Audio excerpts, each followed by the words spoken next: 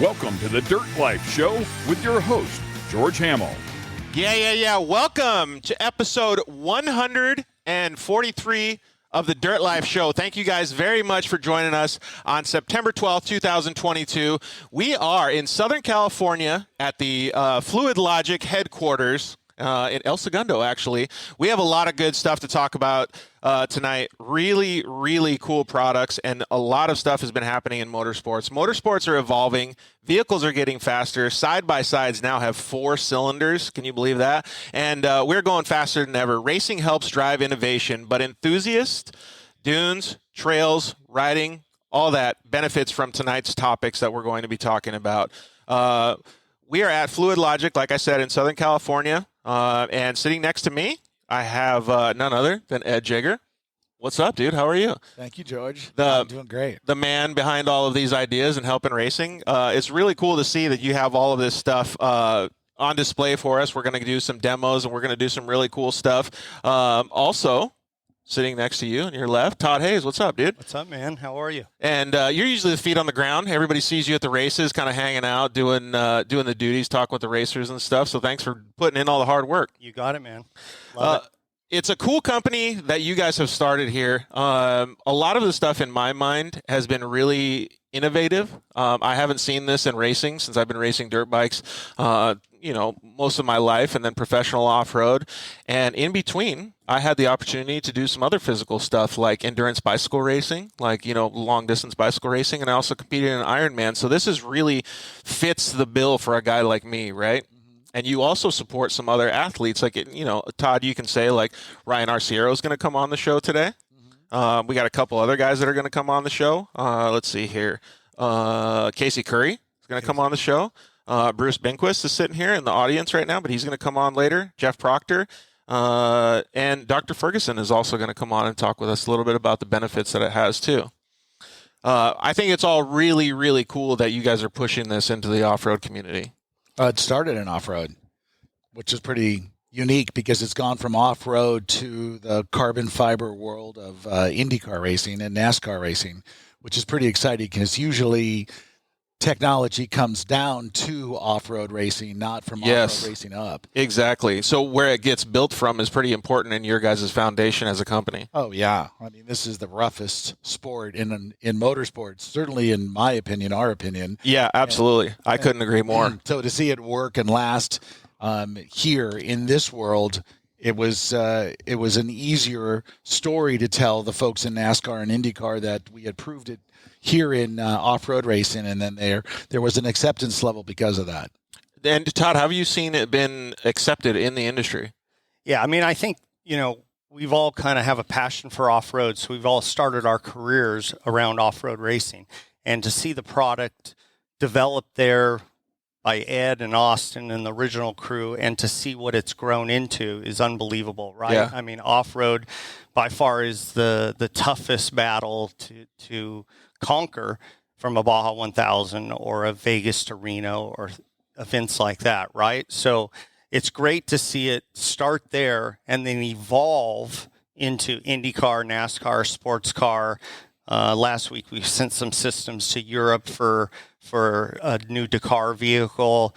We sent some stuff to a new sports car vehicle with Peugeot. So it's great to see the product evolve. It takes a ton of effort here at Fluid Logic to make it happen.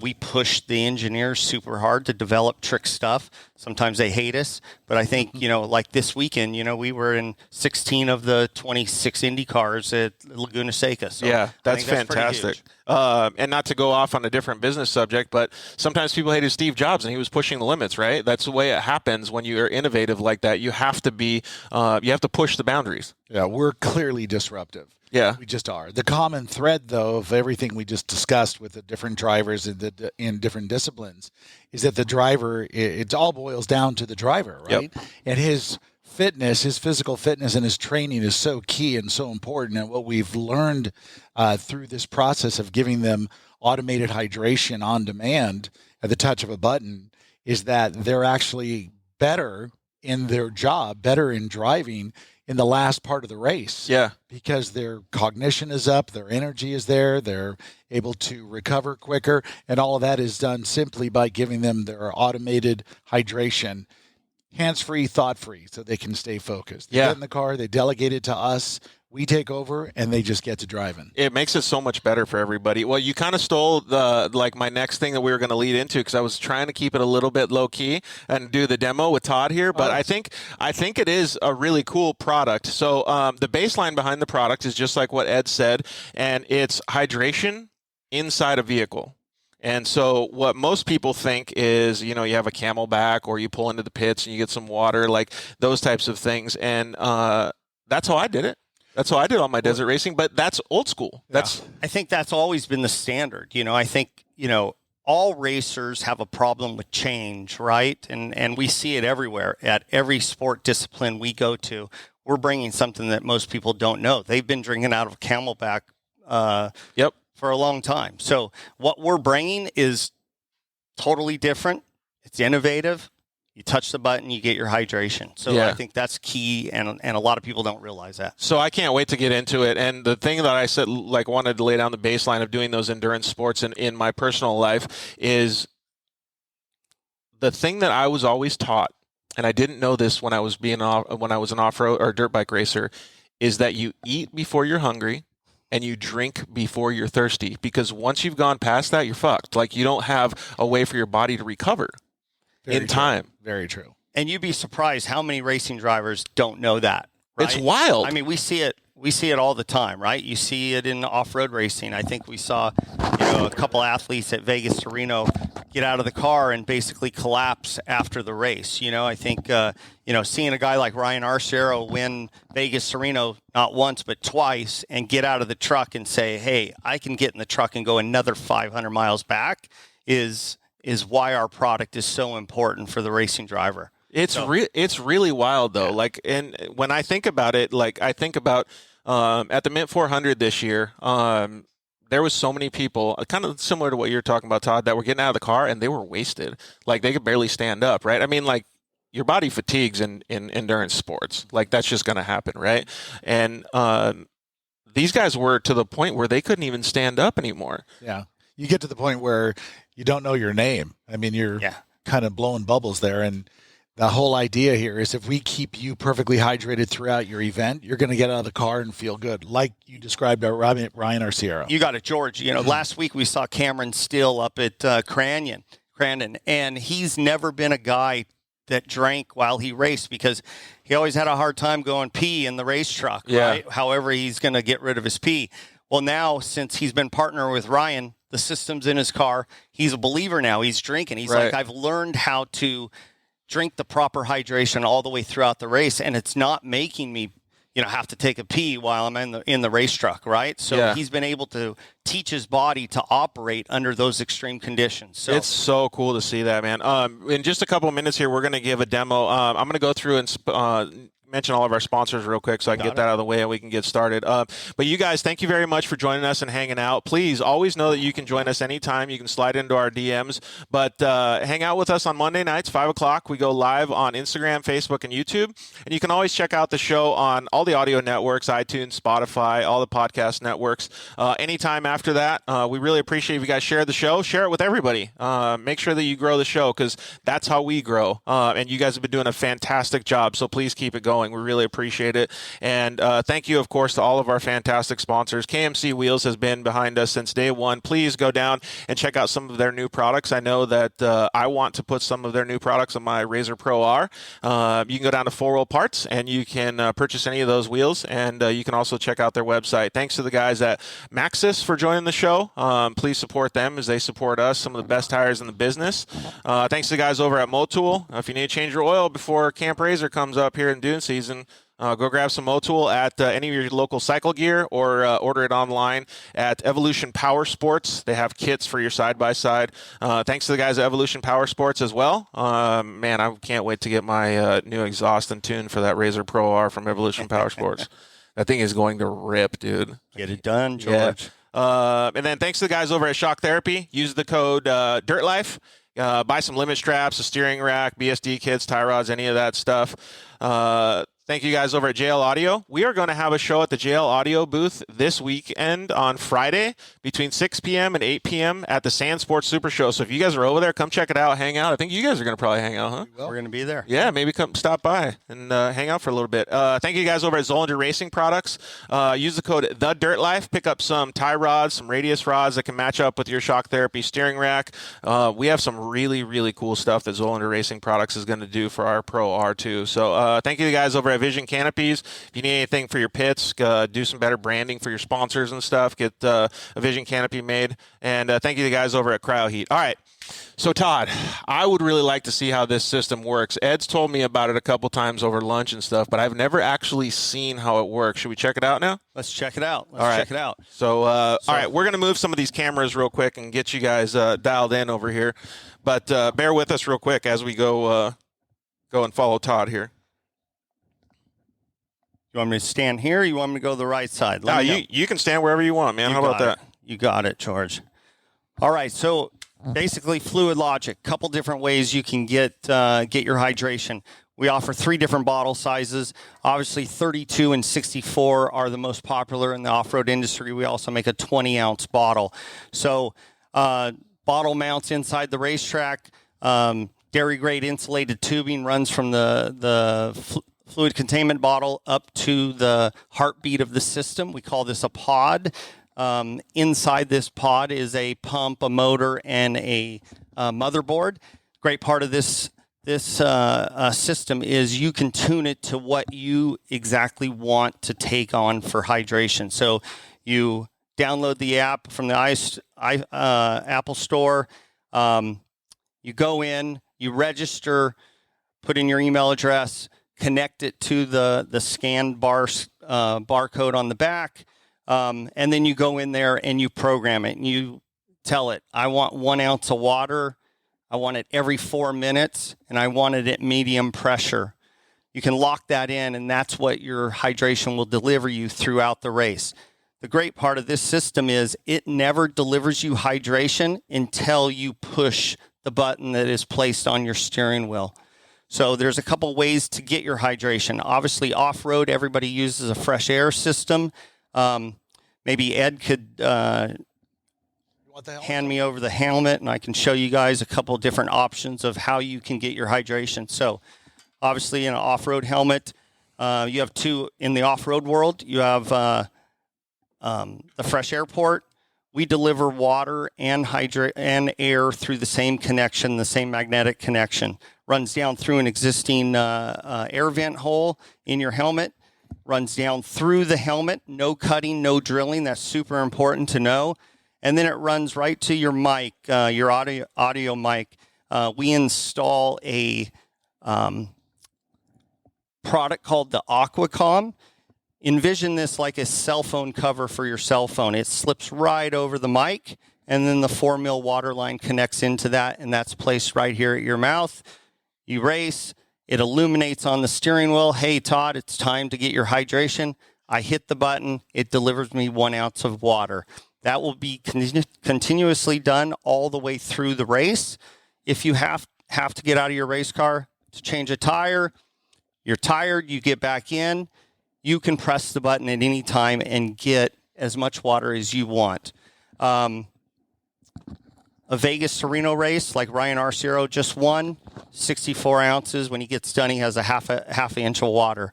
It's ice water the whole time. And I think that's something that a lot of people don't realize is that, when you're in the race truck, it's hot, but when you consume water in your body, you're cooling your heart, your lungs, you're fueling your blood, your muscles, all the important parts of a racing driver, right? And that is in off-road and IndyCar and NASCAR and everything else. And so, Todd, we're going to talk about this a little bit, but I'd like to know how that affects your cognitive reflexes, because that's a huge thing in my opinion. Well, I think everyone could relate to this, right? You get in your car and you drive from Orange County to Las Vegas and you drink nothing. By the time you're halfway there, you're starting to get thirsty. You're starting to get maybe a little drowsy. You have nothing to keep you awake, right? Same thing in a race truck. If you take Or in off your car in the dunes. yeah, any place, right? Anything in the dunes, the desert, you name it. I mean, you have to hydrate. What you're sweating out, you need to put back in. But the goal is to never get to that point to where you are dehydrated, because by the time you start to get dehydrated, you're done. You're totally screwed. Yeah, I can definitely agree with that. We already have a comment coming in from Keely Crawford, is Colin Crawford's mother, but she wants her son to get one in his race car. He does short course and works racing, so, and they're big enthusiasts as well, so they like going on trail riding and stuff too. So is there anything else that you want to show? Maybe how some of the stuff like the mag lock attaches to the helmet or anything like that? You got it.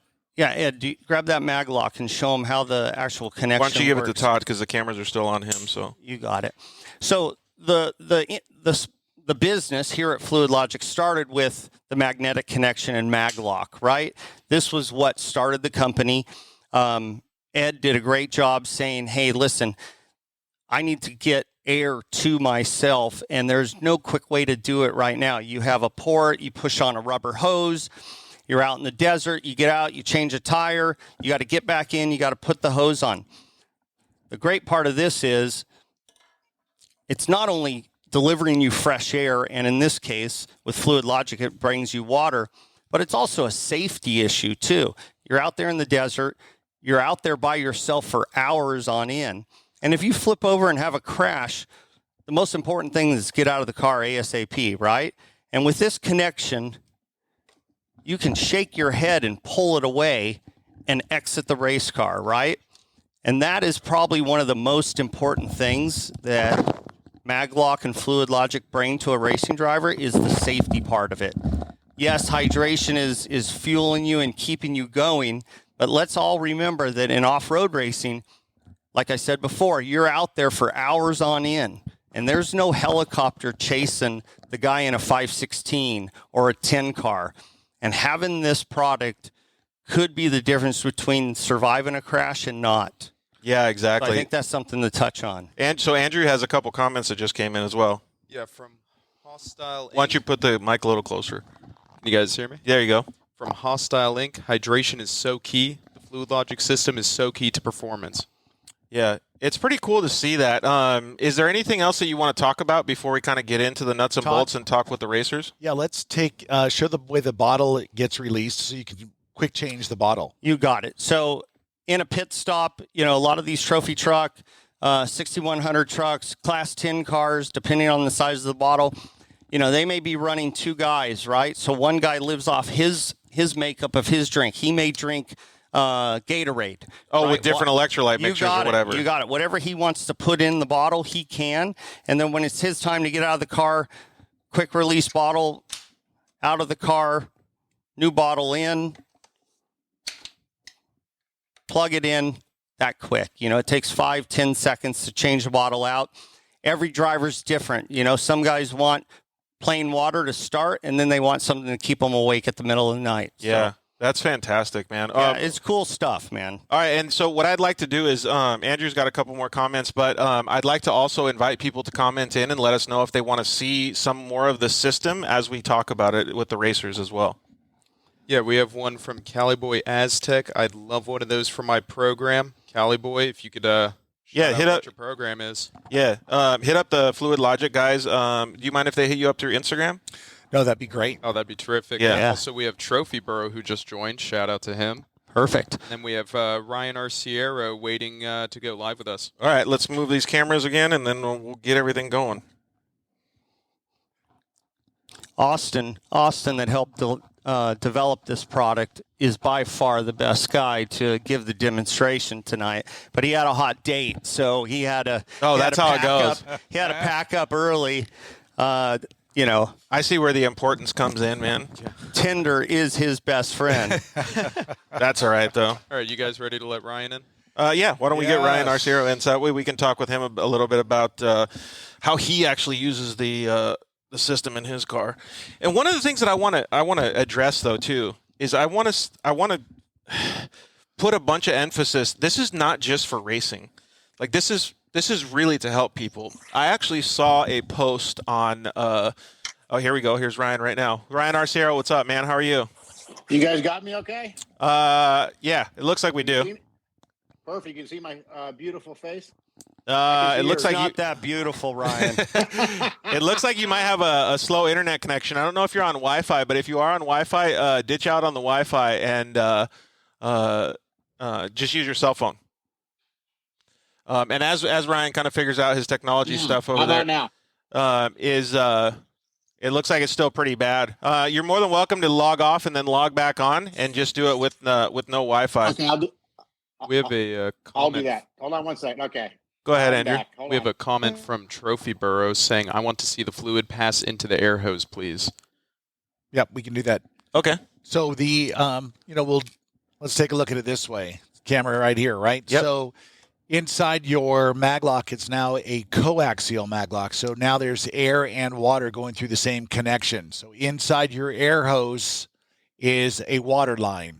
And that water line comes into the air hose through the hub, which is another one of the products in our kit. And then on the helmet. Do we have water in here? No, I don't believe we do. Let's see if you can see that. So We can get some water and actually do the demo. And then so you can see it right here too. And Trophy Bro, I think you've probably seen a lot of this stuff already online. But it's pretty smooth how it works. And the amount of pressure is actually really great too. Well, it's all engineered. You can adjust the amount of pressure, as like Todd was saying. You can adjust the volume of water, the tempo that you're being reminded, and then the strength of the burst as well. Oh, wow. If you have so it's really modular. If you have a UTV and you don't have a windshield on it, you're getting a bunch of air blowing past your face, you want a stronger burst. If you've got a screen on your race car, then you can take a milder burst. But regardless, back to what Todd was describing, is that you get the opportunity to make all those adjustments. It's pretty cool, man. Like how you built it up modularly really makes it so it's a nice fluid system. It's a complete system, but it takes into consideration the feedback we've gotten over the years from what drivers want. They want to be able to regulate that. They also want to know what they're going to drink during a period of time. So you think about it, George, if he's going to get 10 or 20 milliliters of water every 2 or 3 minutes times 4 hours, he'll know how much water to bring. Absolutely. You know, Trophy Burrow still want demonstration. So here it is. So Ed's holding the connection that mounts up to the race helmet, and once you hit the button, there's your hydration right there. So depending on how much you want. Yeah, thanks, Trophy Bro. Now we got water all over the ground, man. You got it. You got a trophy. No, that is super cool, though. I appreciate you showing us that because that actually makes it so that we can understand exactly what we're looking at. Well, George, the rest of the technology that Todd was describing is what happens inside the helmet. So that water line is now connected inside the helmet. It goes through the air inlet that's already on the helmet, so you don't have to drill a hole. Or I explained this. Are you going to make me look bad on this one or what? But my point is that water line then comes down through the air channel, right?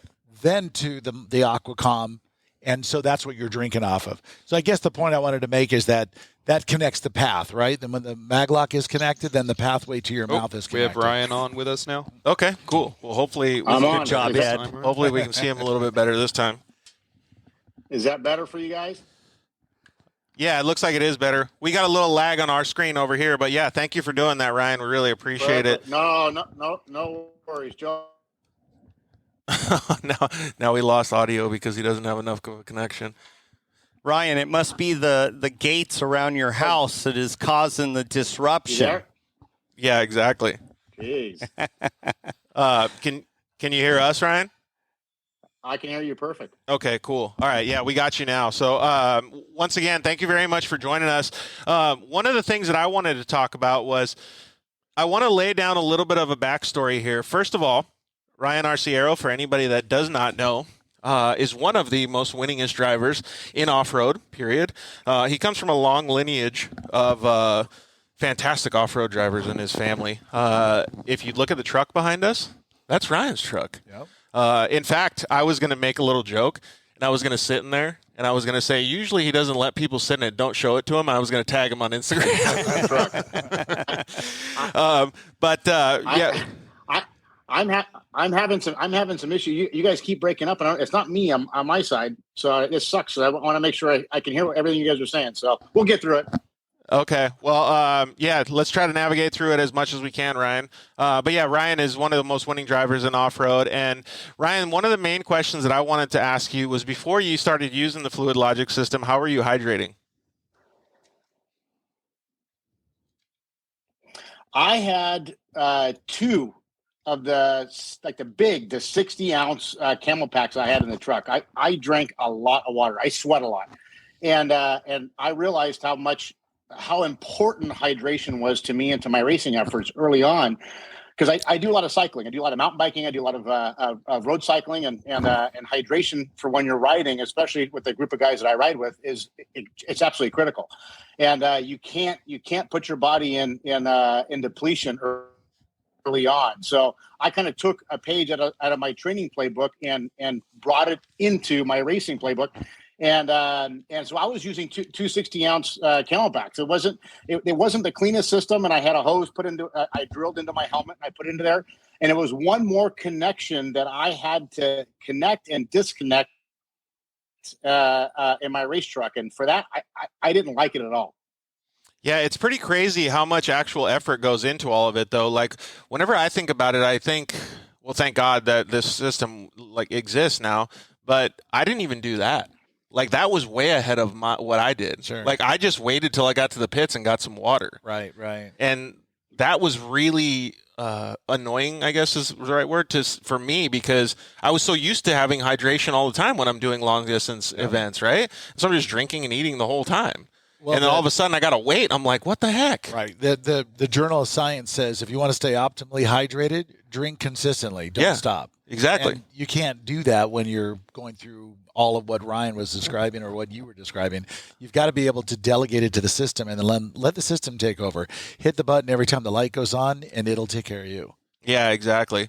And it is one more thing. Trophy Bro just said it's one more thing to get tangled or forgotten. Yeah, it's hard. Like, when it's a piece of the truck, it's probably a lot easier, Ryan, right? Because all you got to do is put a water bottle in there and you're off.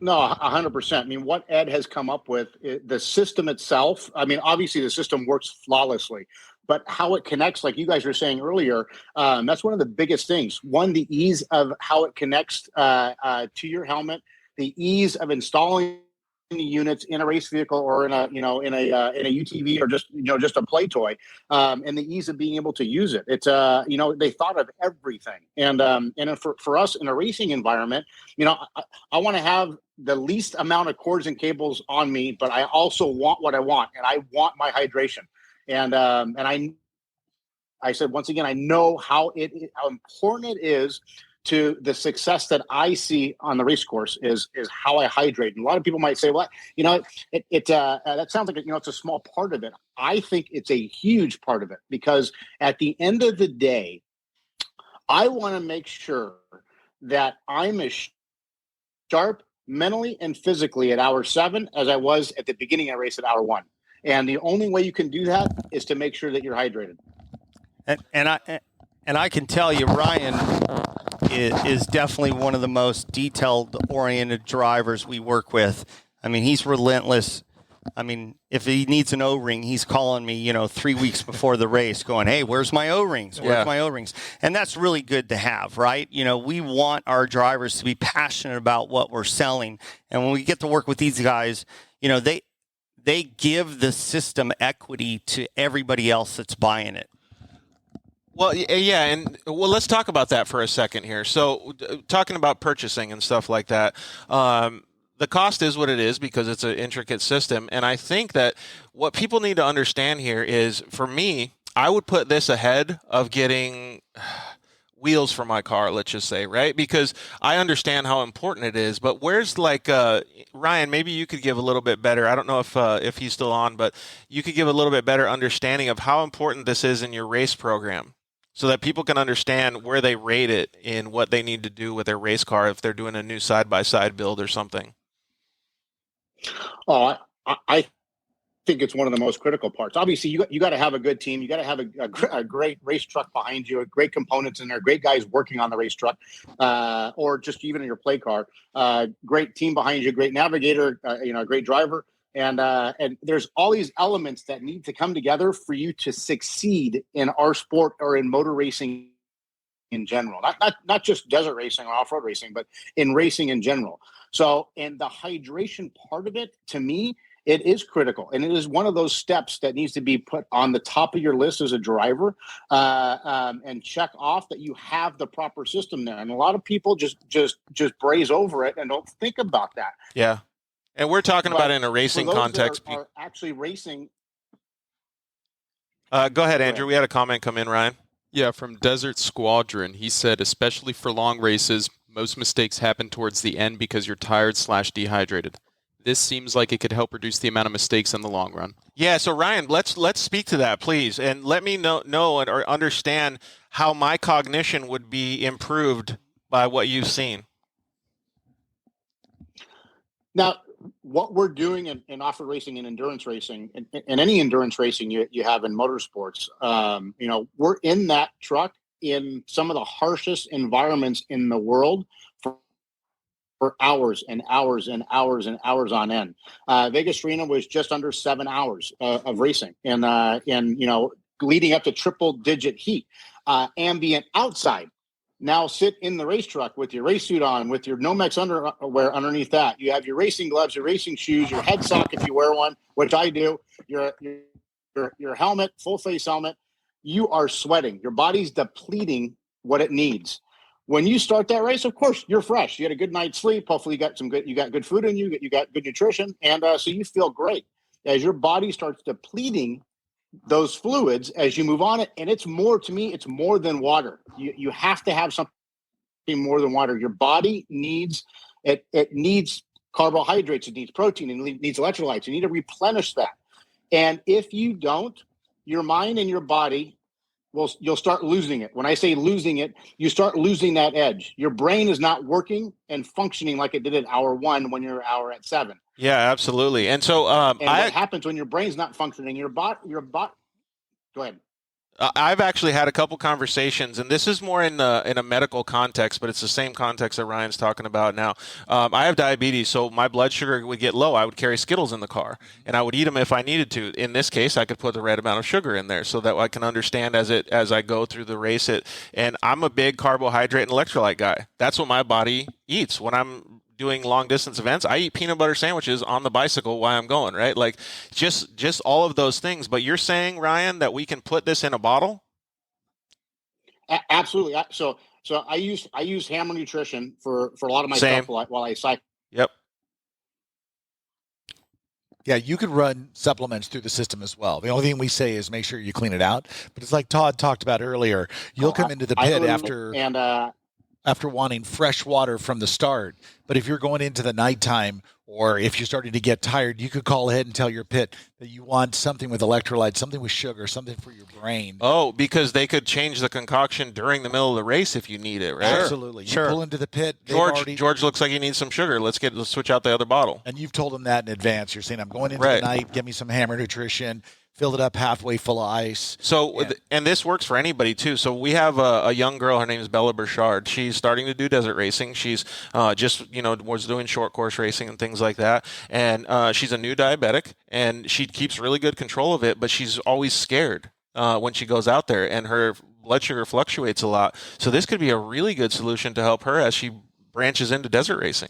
Oh, yeah. Well, for sure, she'll come down just in being calm when she gets behind the wheel and she's at the starting line and it's quiet. She can hit the button to get a drink of water and she just takes off and doesn't have to think about, I could be dehydrated or I could have a issue because of my diabetes. Right. At minimum, keeping her body perfectly hydrated is going to make a big deal. That's fantastic. Looks like we might have a comment. Andrew?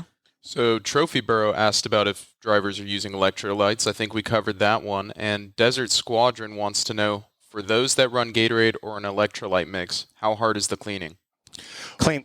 Cleaning's simple. Simple, yeah. Right? We get that a lot. You dump out the bottle, you put some warm water in it, you run it through the system. The biggest important thing is obviously to clean the bottle out and the pump out and the hosing, right? So you just run that through. Takes 10 minutes. That's what I'm saying. That's You're like good to go. a very small part when you're cleaning a side-by-side or a truck. You got it. Yeah, you pull, you can do it. Pull the pump out, check it out, make sure everything's good. put it back in. The system's pretty bulletproof. Well, one of the things that Todd and I, or Austin and I had done a 24-hour lemons race, and we did run a supplement through the system.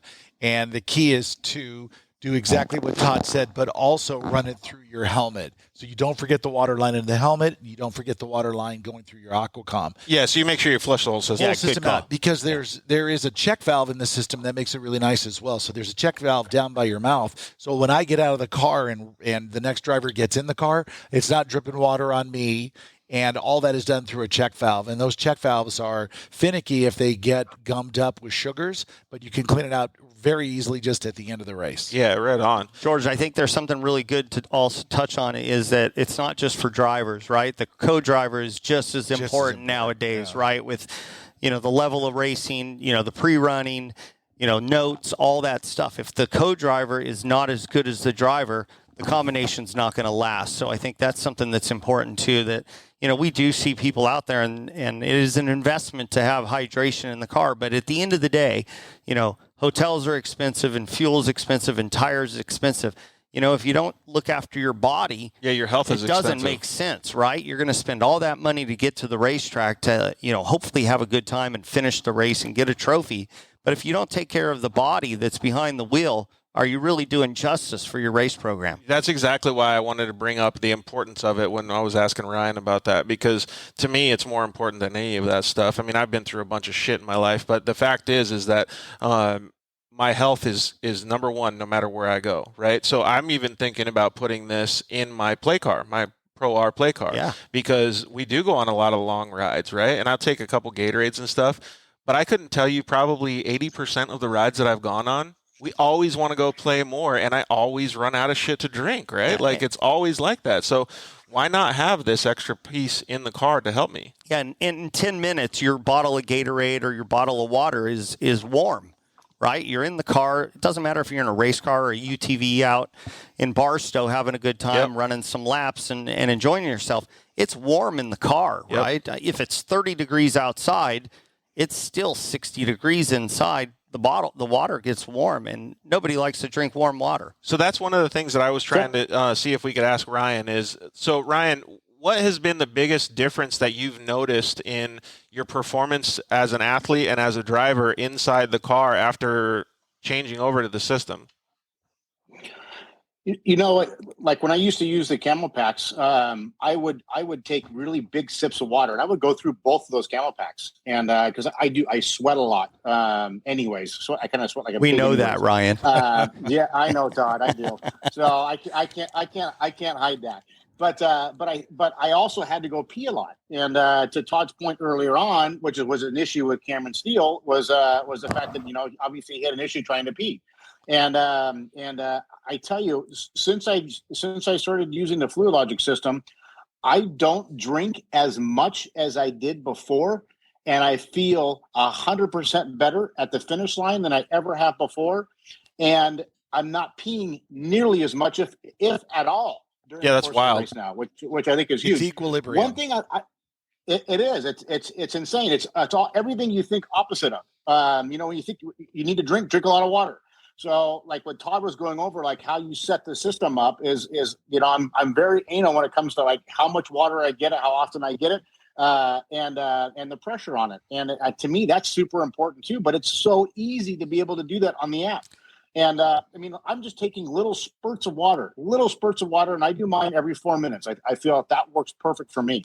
Yeah. And it's just the ease of using this is just insane. So let's talk about that too. I want to talk about the app, but I want to bring up a subject beforehand. So Ryan, you mentioned that you sweat a lot.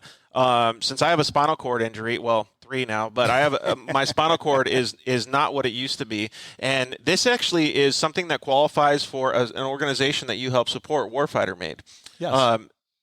I went to lunch with Rob on yesterday, and we were talking about I can't control my body temperature, my core temperature the way I used to because of the spinal cord injury. A lot of injured veterans and other people have the same type of issues. So for me, when I was doing these long distance events and stuff, it was really important because I didn't know how much I was sweating. I didn't know how much my body was changing and the temperatures were moving around. But in this case, I could probably neutralize a lot of that. Oh, absolutely. The key is to keep it into the equilibrium, which is what Ryan was explaining. He's drinking less, but it's more efficient. Small bursts of water every 4 minutes is keeping his mouth wet, is keeping his throat wet. He's not drying out. And that's a key to this thing. And that's exactly what Rob at Warfighters was really excited about doing with the system, is that he could keep his guys perfectly hydrated, optimal hydration. Absolutely. I think we have another comment, Andrew. Yeah, another quick question from Trophy Burrow. Do you run it through the Motec, or did you install it as a standalone? Well, it's a for Ryan. Okay, go ahead. Yeah, Ryan, please. It is standalone. So it's completely separate from the entire system of the truck. And I think that's a good thing, though, because I think that you need to keep it separate. It needs to be just for you. Well, there are people, we've done it both ways in trophy trucks, but we have been most popular as an independent system. So the steering, our button lives on the steering wheel. That's independent. The real only thing that we get from the vehicle is the power. It's 12 volts of power, and then our signal wire comes up to the steering wheel, and that's where you see the light, hit the button, you get your burst of fluid. So now let's talk about the app, and then we'll talk about how Ryan has it set up in his truck. Sure. So the app, like Todd was saying, you download that from the Apple Store, and there's a QR code on the back of the pod. And when your phone recognizes the QR code, then you are connected to the pod. And turn around, George. Inside that pod is our processor, our circuit board, our pump and motor. It's all billet. It's all built and installed right here at our headquarters, and also the Bluetooth wireless, which is ping-ponging back and forth with your phone. Okay, and then so Ryan, everybody carries their cell phones in the truck because you need to be safe and people need to find out where you are with GPS and all of this stuff. And you keep yours probably plugged in so that you guys have it charged up the whole time. But how does the system work when you guys have it operating? Well, once you've set it on your phone, it doesn't need your phone necessarily anymore. It's already got its settings, and you can leave your phone wherever you want to at that point. Oh, that's fantastic. It's locked and loaded. Yeah, once you program it and hit enter, you can adjust the brightness of the button. The button is blue. You can make it bright. You can make it light, whatever you prefer. I'm going pink. Yeah, I mean, I could see, Andrew, that you would go pink. But anyways, the great part is once the driver locks it in, it's good to go. You never have to worry about it again. Oh, they're asking if it's Android and iPhone. So it's just iPhone right now. Okay. Just iPhone right now. Hey, so Cali Boy AZ Tech, I actually got a donated iPhone that I can give you if you want to get the system, dude. I'll sponsor that for you. I will tell you this. The system comes already set to medium stands across the board. Right, and you can just use your buddy's iPhone to program it if you need to. You can. Just as it comes out of the box, the go-to is medium across the board. Right. Medium amount of water on a slider of 1 to 10, medium strength, and medium signal reminder, the visual reminder. Got it. So if you just take it from the way it comes out of the box, you don't have to connect your phone to it if you don't have an Apple phone. All right. Where you get really into the nitty-gritty is which is what Ryan's described of exactly what he wants. Mr. Triathlete over here. Andrew, we got a comment? Real quick, we do have Dr. David Ferguson waiting to join the call. Okay, we're going to get him on in just a couple minutes here. So, Ryan, the only other question that I wanted to ask you, this kind of has nothing to do with the Fluid Logic system, but what's your favorite snack inside the truck, dude? You know, what's funny is it goes back to Hammer Nutrition. I carry, because I use them a lot for cycling, I have Hammer Gel. Yep. And I put the Hammer Gel in a Hammer flask. I learned a valuable lesson at the Baja 1000 back in 2007. Where they have the gel packets. I went to go put it into my helmet, rip the end of it off, squeeze it. The gel got on my glove. I went to go shut my visor and clear my visor of dust, and that stuff is like glue. Dude. And it's a big mistake. It took a lot to get that stuff off so I can see again. But now I use the flask. So anytime I can take some of that Hammer Gel just to get a little bit more, something more solid in my body is huge for me. And I as soon as I have it, I follow it right up with pushing my button for the Fluid Logic system and taking it. It's so crazy that he's talking about this stuff. Like, we just became best friends because I used all the exact same shit. But I'm a big apple cinnamon guy. What flavor are you? I like the berries. Yeah. I haven't tried the apple cinnamon. I got to try that. We had But seen one thing I wanted to say, we haven't touched upon it, is obviously we're sitting here in September. We're sitting in the hottest months of the year. The Vegas Arena race I just did, it was hot as shit, obviously. But what I don't want the people listening to this to think is this is just a hot weather system that you need water when it's hot. No. It's just as important, if not even more important, in the cooler races or the cooler times of the year as well. The Baja 1000 will give you a perfect example. Last year's 1000 went the distance to La Paz.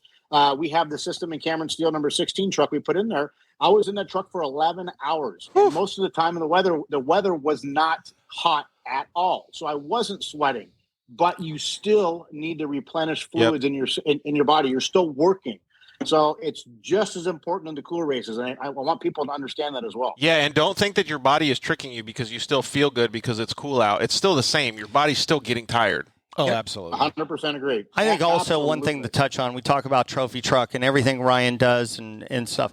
This is for everybody. Yeah. This is everybody that puts on a helmet and enters a race or goes to Glamis and all those activities that people participate in, So if you're in the woods, in the East Coast, this system works for you. If it's in Glamis, if it's at the Baja 1000, if you're in a Class 11 car, this system is for you. Yeah, see, Hall Designs just said the same thing I did. Old saying, if by the time you're thirsty, it's too late. Right, it's too late. You can't make up for it. I mean, Todd and I just came back from being at the IndyCar race for the last 3 days, and as you had said earlier, 50-60% of the drivers are using our system, and that's the top drivers in the industry. Yeah, exactly. Really, really, really impressive that these guys are all dialed in, and they don't want to race without it because they get in the car, they delegate everything to the car, and they just get a focus. Well, it's like when you find a good set of tires, you want to stick to them, right? Then Absolutely. Max's tires, by the way. Yeah. But when you find a good set of tires, you want to stick to them, right? But when you find something that works, like I found out those peanut butter and jelly sandwiches was my Hail Mary when I was riding bicycles all the time. Sure. I never wanted to switch. That was like my crack when I did it because if I switched, then I thought it was going to be bad, right? So I can see exactly what you're saying about the IndyCar guys. Well, that's why we did the variable, right? Ryan likes to drink every 4 minutes a medium burst of fluid, and he wants to be reminded. Yep. Dr. David Ferguson can explain that it can be all over the map as long as it's consistent because some people like a smaller burst every minute. Yeah, I think I would probably be along those lines. Well, Ryan, thank you very much for joining us, man. We hope you're doing well with your family and everything, and we can't wait to see you at the races, bud. Thank you, guys. I appreciate you guys having me on. And, between what Ed and Todd are doing over there in Austin at that company, it's absolutely a game changer. So just like Todd said, it's not just for trophy truck drivers. Thanks, Ryan. You want an edge on your competition, and you want to get yourself to that finish line first, and you want to be dedicated and focused at hour 7 as you were hour 1. You need to get the system. No question about it. I agree. Well, thank you very much, man. We'll see you soon. Ryan. All right, so let's Thank you, guys. Let's welcome Dr. David Ferguson to the show. Dr. David Ferguson is an exercise physiologist specializing in motorsports. He's got over 15 years of experience in professional auto racing, some serious accomplishments, man. And you guys are lucky to be able to have him as part of your team. So welcome, Dr. Ferguson, to the show. Hey, guys. Thanks for having me. Can you hear me okay? Yeah, you're fantastic, man. So Perfect. Thank you very much for joining us and staying up late, man. I know you're across the country, but let's start with just a baseline of your profession. So you got into motorsports because you were into it, right? Give us a little bit of a background. Yeah. So, I won't say I was a race car driver because I've worked with these guys. And Come I on, was not David. them. Be honest. No. They had the talent and the money. I had neither of those, right? So I'll just say I drove cars quickly, right? And so it's funny you were talking about Vegas to Reno. I actually grew up in Vegas. And so we would do bud. some yeah, I know, man. So we would do some autocrosses out in Vegas in August. And if you've been there, it's like 116 degrees and all that stuff. And basically, one day I went up to a guy and I complimented on how he was doing. And he basically said to me, what are you talking about? I was doing horrible. And then I realized he wasn't really looking at me. He was kind of looking over that way. And he was seeing triple. He was so dehydrated, so overheated that he, couldn't really comprehend what was going on. He couldn't see what was going on. He really couldn't even function. So that kind of kicked it off. I was like, oh my gosh, there's all this effort that goes into engineering the race cars. who's engineering the driver? Who's looking after these guys? And so that started a 15-year journey of trying to understand the physiology of race car drivers. And so we've bounced all over the country, all over the world. We've done stuff with NASCAR, IndyCar, Formula One, sports car. Those two guys on the couch there got me into off-road racing. So they told me that was basically the real form of racing. I fully believe them, what those guys go through. The real racers. Hey, they let me get some data on some off-road racers, and I'm converted. So, so that's how it all started. And basically, my lab at Michigan State has been dedicated to trying to understand the stresses placed on the drivers and how to alleviate that stress and improve performance and safety. And, I'm the academic, I'm the professor, which means it's kind of my job to find the problem with all of these devices and gimmicks and tricks out there. And I couldn't do it with these guys. Theirs is like the only one that actually works. So we did a study with them. We kind of did one small one and then one big one with them. And it's pretty impressive at how it lowers core temperature, maintains hydration, and then increases performance, which is really kind of cool. So it's been he's fun a legend. Yeah. Well, he's like honestly like one of the dream people that I would have liked to have been a part of my team. Like, so fun fact is I'm a massive fan of data, right? And I've always wanted to know how my body can work better, whether it was when I was a young kid training to be a professional dirt bike racer, or even now so I can walk better or do things better, right? Like, I am a huge fan of self-improvement. And when I understand that he's reverse engineering the human being so that he can better it, like, that to me is the most intriguing thing. Like, I could probably spend weeks talking to Dr. Ferguson about little intricate stuff like this, and you guys have the opportunity to evolve and help people with his knowledge. We've spent a lot of time with Dr. David. We've been on the road with him more than once, IMSA, IndyCar, NASCAR, certainly off-road.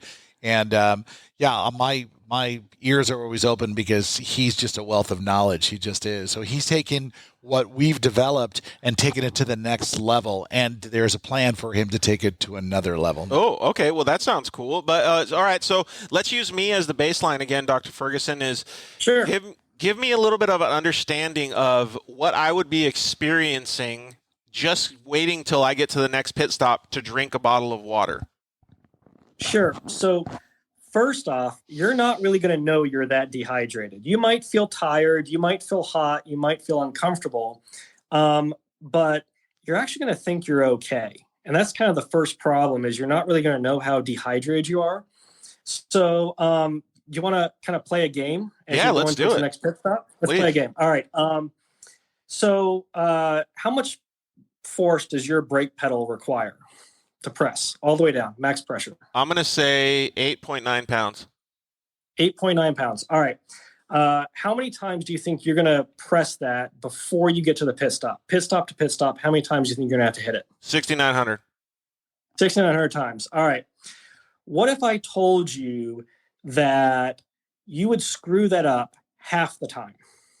I would be really, really pissed because I have confidence and my ego would be smashed. So I hate to do it to you. I'm going to smash your ego right now. So one of the things we did with this system was we did a big simulator study to look at how this dehydration influences fatigue. And the way it manifests is because you're cognitively fatiguing, your skeletal muscles are fatiguing. By the way, big shout out for Todd for actually getting all that stuff correct when he was going through the demo. You can't generate peak brake pressure. And even more dangerously, you can't modulate the peak brake pressure, but you think you can. So you think you're going full brake pressure and you're not. And this is when you call into the crew chief and you say, hey man, the tires are shot, the brakes are shot, like it's not working, the car setup's bad. No, it's you. All right. You can't generate the brake pressure and you can't modulate the pressure. Right? Yeah, and it becomes like muscle memory, so you think you're doing it properly, right? You're exactly right. Yeah. But David, explain to him on the leg muscles what happens under dehydration with the leg muscles compared to other muscles in your body. Yeah, so the way your muscles generate force is there's these two kind of filaments that contract, right? And when you get dehydrated, you lose the ability to connect those. It's called excitation contraction coupling. Don't make me repeat it. I don't want to sound like a professor after 8:30 at night.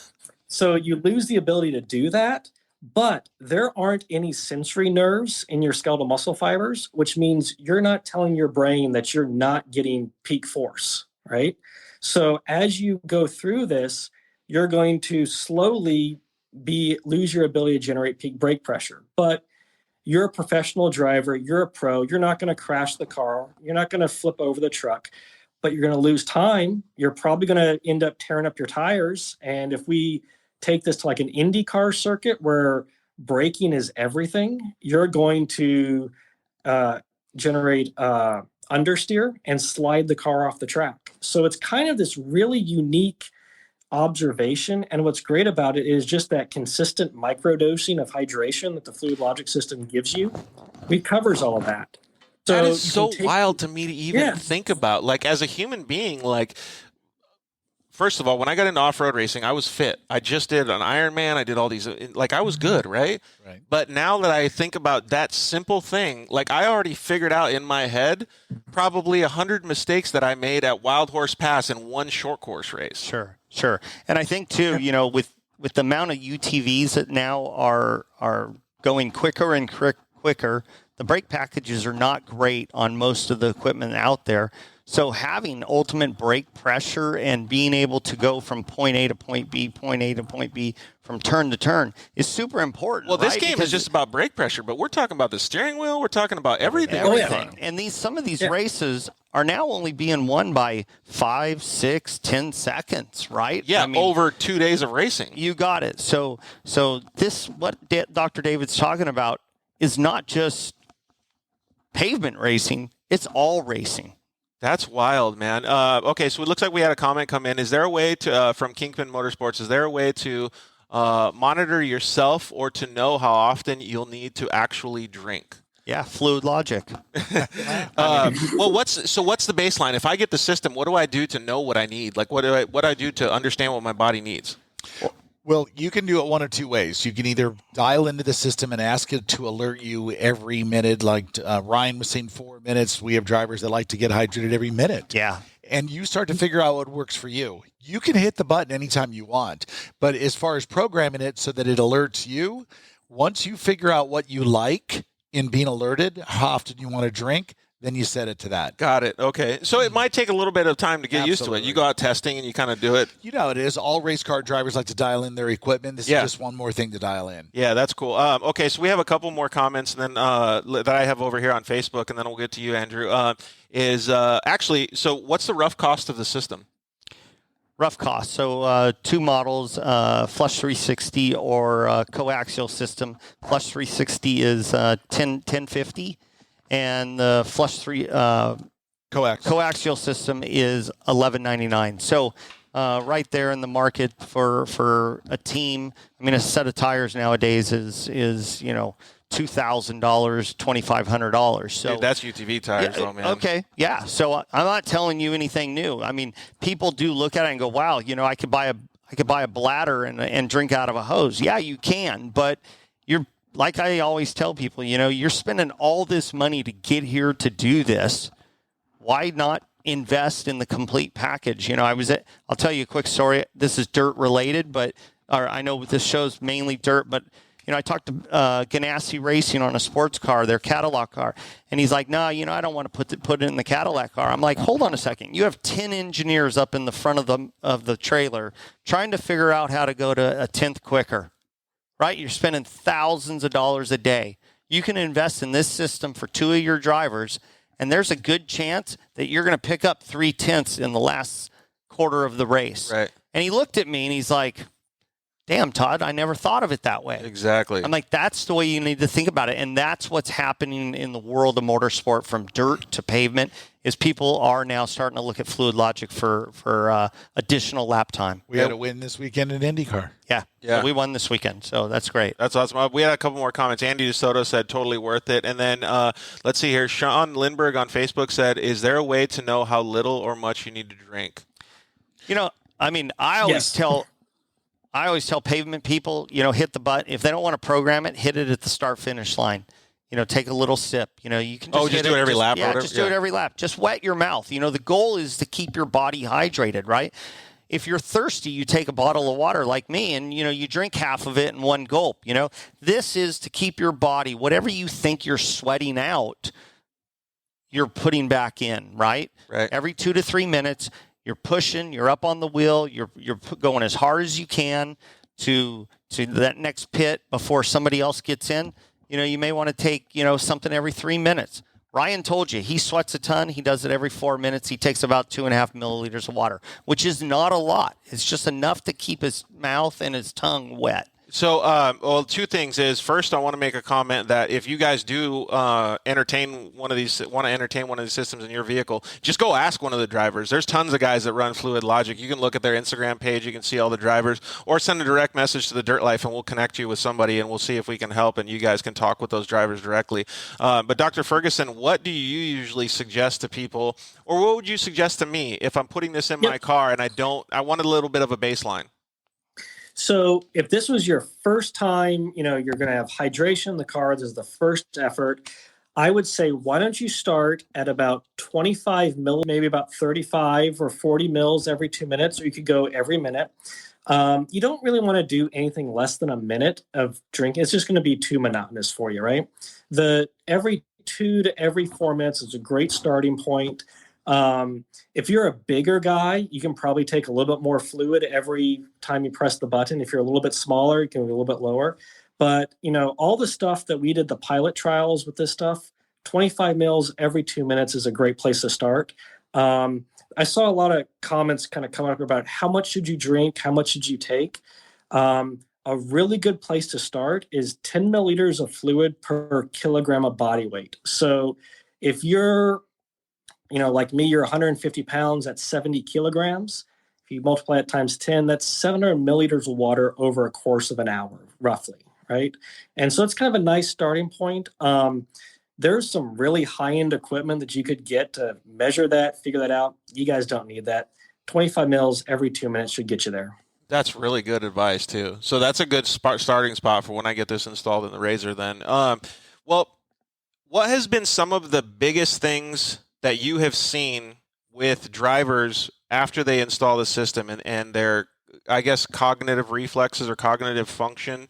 I don't know how you would monitor it during the race. Like, could you talk to them or you talk to the team or whatever? But when you see him after, like you saw the guy that was confused, but now he's better. Yeah. This might sound bad, but there's racers on this, so they'll understand. They complain less after the race. They're not as cranky. Right. So, it's a lot easier to have conversations with them. They don't look so parched, like they actually have color in their face. They're not like pale white or bright red, which is kind of neat to see. Yeah, man, there you go. Yep. The other thing that I've noticed is from a cognitive perspective is after the race, you can actually talk data with them. Like, think about that. You can actually talk about what happened in the race. They can talk about, all right, at this corner, I did this and the car responded this way. Before I had seen the system in the car, a lot of times it's, a lot of push, a lot of understeer, a lot of over, like just kind of big, vague things that doesn't really help you that much. So now it's really getting into their brain. So that's exactly, Todd said that he was telling the engineer, hey, we could give you this because you're spending all this money doing this. But if you came to them with that answer and said, hey, you can get solid data from the driver after he's done with the races, they'd be like, sold. Yeah, we got it. The great part of David Ferguson is we have a study, right? We've done the work. We have black and white paperwork that we can send to engineers and teams, and they can see it in black and white. Not all of them buy into it just because they're worried about saving 2 pounds inside of a race car, right? We run into that all the time. But in off-road, the truck weighs 5,000 pounds, 6,000 pounds. The good part is a lot of these off-road guys that are racing now, they're athletes now. They're putting money into this. They're training. They're running. They're riding bikes. Like Ryan said, it's a serious business for them now. Yeah, absolutely. So, some of the winningest drivers like Phil Burton and Bo Judge, both of them are like, what do they call them? The guys that ride the horses, like jockeys. Like they train themselves. They lose as much weight as possible and stick to a strict regimen. Like, it's insane. It's crazy. We went to Crandon last week, and and it was unbelievable, right? The amount of people that said, hey, you know, I've never thought about this. You know, we're only racing for about 25, 30 minutes, but we're sitting in the car for 20 minutes before we even hit the start. And it's 110 degrees outside. And those guys run it hard for 15 laps, right? They're running wheel to wheel, pushing on it. And the great part of this is the tires are great, the motors are great, the drivers are great. Where's the weak link? Yeah. Right? Is it hydration? Maybe that's the only thing that's going to make Kyle LeDuc better than an RJ Anderson. Well, to me, the answer is focus. Like, I don't want to lose focus, and the hydration makes you the focus, right? Absolutely. Let me give another example to you real quick, Dr. Ferguson. We raced in Arizona a lot at Wild Horse Pass, and usually they would try to get it out of the summer. But one year, I think it was in September or August, like, it was hot. Like, it was probably ambient, maybe 110 to 115 out. It was roughly, I don't know, I wouldn't just guess it was 125 to 130 inside the car. And we're in our Nomex suit, or in our fire suits, you know, they're double layer. I mean, we're sweating. By the time I get to the starting line, I've stopped sweat, or get to the track, I stopped sweating because I've already lost so much fluid, right? But we're in the car for roughly 15 to 45 minutes, depending on how many caution flags. This particular race, we were in the car for almost an hour. And that is a very, very small time compared to a desert race. And I remember I was messed up for 3 weeks to a month after that individual moto that we did. And that was the only time I was out on the course that weekend. So what you're describing is actually like heat exhaustion or heat injury. And it's really common. If you've stopped sweating, congratulations, you had it. Basically, you've lost over 2.5% of your body weight, which, think about how much you weigh. And if you lost that much in sweat, that's a lot. Now, you know, everything you described, you're going to, you know, reaction time, focus, response accuracy is going to go down. But here's the thing. The first time you get heat injury, you have a 60% higher risk of getting it the next time, right? So let's say you go back in and you have a very similar race. And let's say it's not even as hot. You're going to have the same thing happen to you. And, you know, the sad part where this comes into play is you could make a mistake that could result in a crash, an injury to you, to a competitor, to a fan. And that's kind of scary. And if you think, well, shoot, if I can just press this one button on my steering wheel, I can prevent that. That's cheap insurance compared to the tires, the safety equipment, all that stuff. I would have loved to have had that option back then. Maybe I did. I just didn't know. Sure. But now, hopefully, some other people will know. We're going to get Casey Curry on in just a little bit here, Dr. Ferguson. Is there a couple other things that you want to give us, like examples, or maybe another game that we could play to give a little bit better understanding of how the system helps the human body? Well, I love games. I love systems. You know, I'll tell a story of, I won't name the team, but there was one team, and these guys on the couch will know it. They didn't want to put the system in for the weight reason, right? And a driver made a mistake on pit road that cost them a 30-second penalty. They lost the race by 31 seconds. Oh. So, you know, that one mistake, it was a mistake related to dehydration and overheating, right? And if you think about, and I'll let these guys do the math for you, they'll tell you how much that system weighs and how much weight would equate to adding 31 seconds onto your car. They'll tell you it's drastically different, right? No.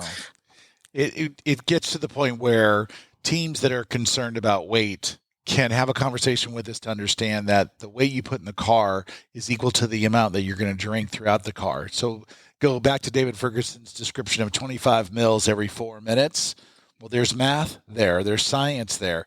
And if I'm going to be in the car for a 300-mile race of maybe 3 or 4 hours, I'm only going to drink 32 fluid ounces, so that's all I need to bring. Dude, we would do the same thing for the cars. Like, we would measure the actual fuel that we would put in the car to make sure we were exactly on weight when we get on the track, and then we would make sure that we had enough mud back on the car so we were at weight when we got off the track. Sure. I mean, we're talking 3 pounds. Yeah, well, that's it. It's a game of science. It's a game of measurement. That's wild. So you don't have to take, Todd was explaining, we got a 32 ounce, we got a 64 ounce.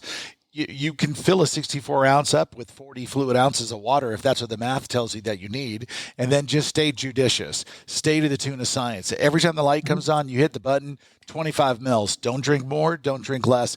Just stay on course and keep racing. Yeah, exactly. I think we had a couple comments. One was from Desert Squadron, and then we got one from Cali Boy AZ Tech, and then I think Andrew's going to let Casey Curry in. What were the comments?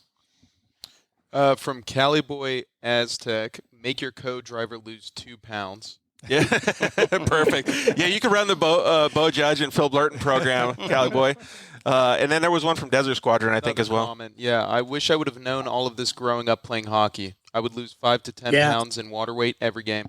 Yeah, and that's on ice. Well, the great thing is that, kids these age, and Todd and I have kids similar ages, is that we put it into their brain constantly. Stay hydrated, bring your water to the track, bring your water to school. It's already ingrained into your mind, but it seems to have gone away when you got in the race car. And the great thing about David Ferguson's teachings and what we developed is that we're bringing that science back. We're going to make a better driver. Yeah. Just by something as simple as keeping them optimally hydrated. So, Dr. Ferguson, if you can hang on for a sec, we're going to have Casey Curry join, and then we'll have you bail out, maybe about 5 more minutes or so. But I'd like to have you guys talk or have a group conversation with Casey as well, because Casey does all kinds of different racing. So Casey is a Dakar champion. We're going to call him tying with Ricky Brabeck for bringing home the Dakar championship to the United States. But he's done every single type of racing, and he even does trail riding with his Jeeps and all kinds of stuff. But he does everything. He does everything. But Casey is also on the leading edge of off-road, right? We had Casey on the show a couple weeks ago. Welcome, Casey Curry, to the show. Hello, hello. Hey, man. So how long have you actually been using Fluid Logic? We've been my second year. I started Vegas to Reno last year. It's been a full year, actually. Vegas to Reno was right. Game changer. Big game changer. Yeah, it sat on his shelf at his shop for about a year, and he's like, I got one of those. Should I use it? And I'm like, let's get it in the truck. And finally gets it in. What was the reason that you actually wanted to put the system in the truck? Did you have any issues or anything before, using Camelbacks or water? The biggest thing that we were having an issue was like the hose would always seem to fall off even if you have it strapped to your shoulder strap, somehow it'd be under an arm, under your arm, or flip over the back and be stuck underneath your neck device.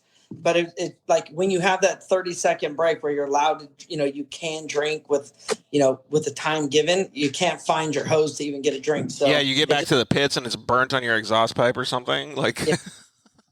It literally, the biggest thing for me obviously now running it through the Parker pumper, I mean, now it's mind blowing, but the hose portion of it is my biggest frustration, was never being able to have the hose when you need it. And I think Casey, I've been helping Casey out. We've been partners in crime in a lot of deals in the past. He's always been looking for that advantage, right? I mean, from the days of racing short course, before he was even doing Jeeping, he was always looking for that advantage, that competitive edge, right?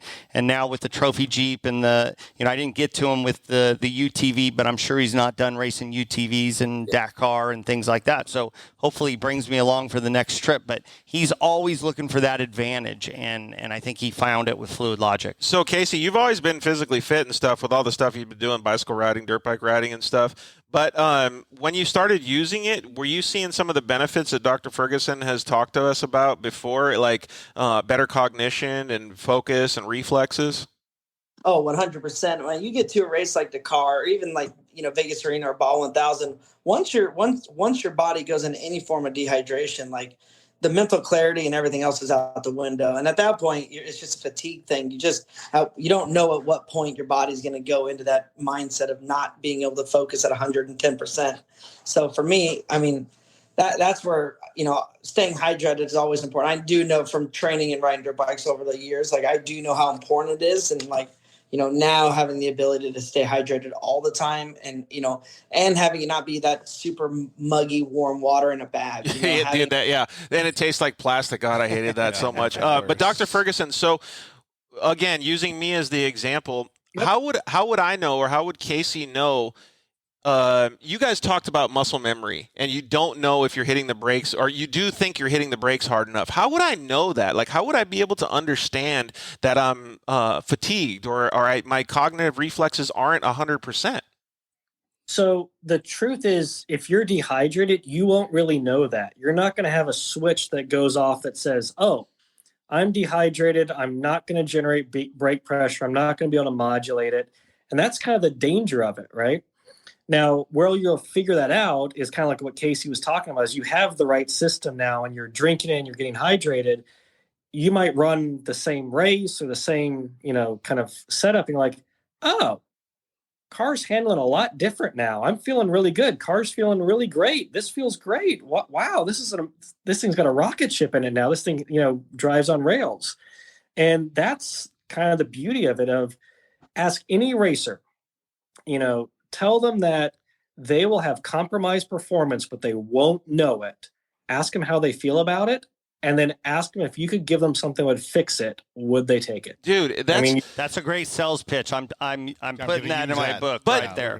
There's a great example in what he's saying, though, too, is because, like, Casey, you know this feeling. You've been out there on track and been like, dude, I had a fucking flawless day. I was on point all day. That's because your body was good to go. Like, maybe the day before you ate the right food, and all of a sudden you're like, you're there, right? Like, you're in the zone. And then the next time you get out to races, you're like, fuck, why am I feeling so, like, I lag? I'm not feeling good. Like, you feel tired. Like, that's probably exactly what Dr. Ferguson is talking about. Yeah.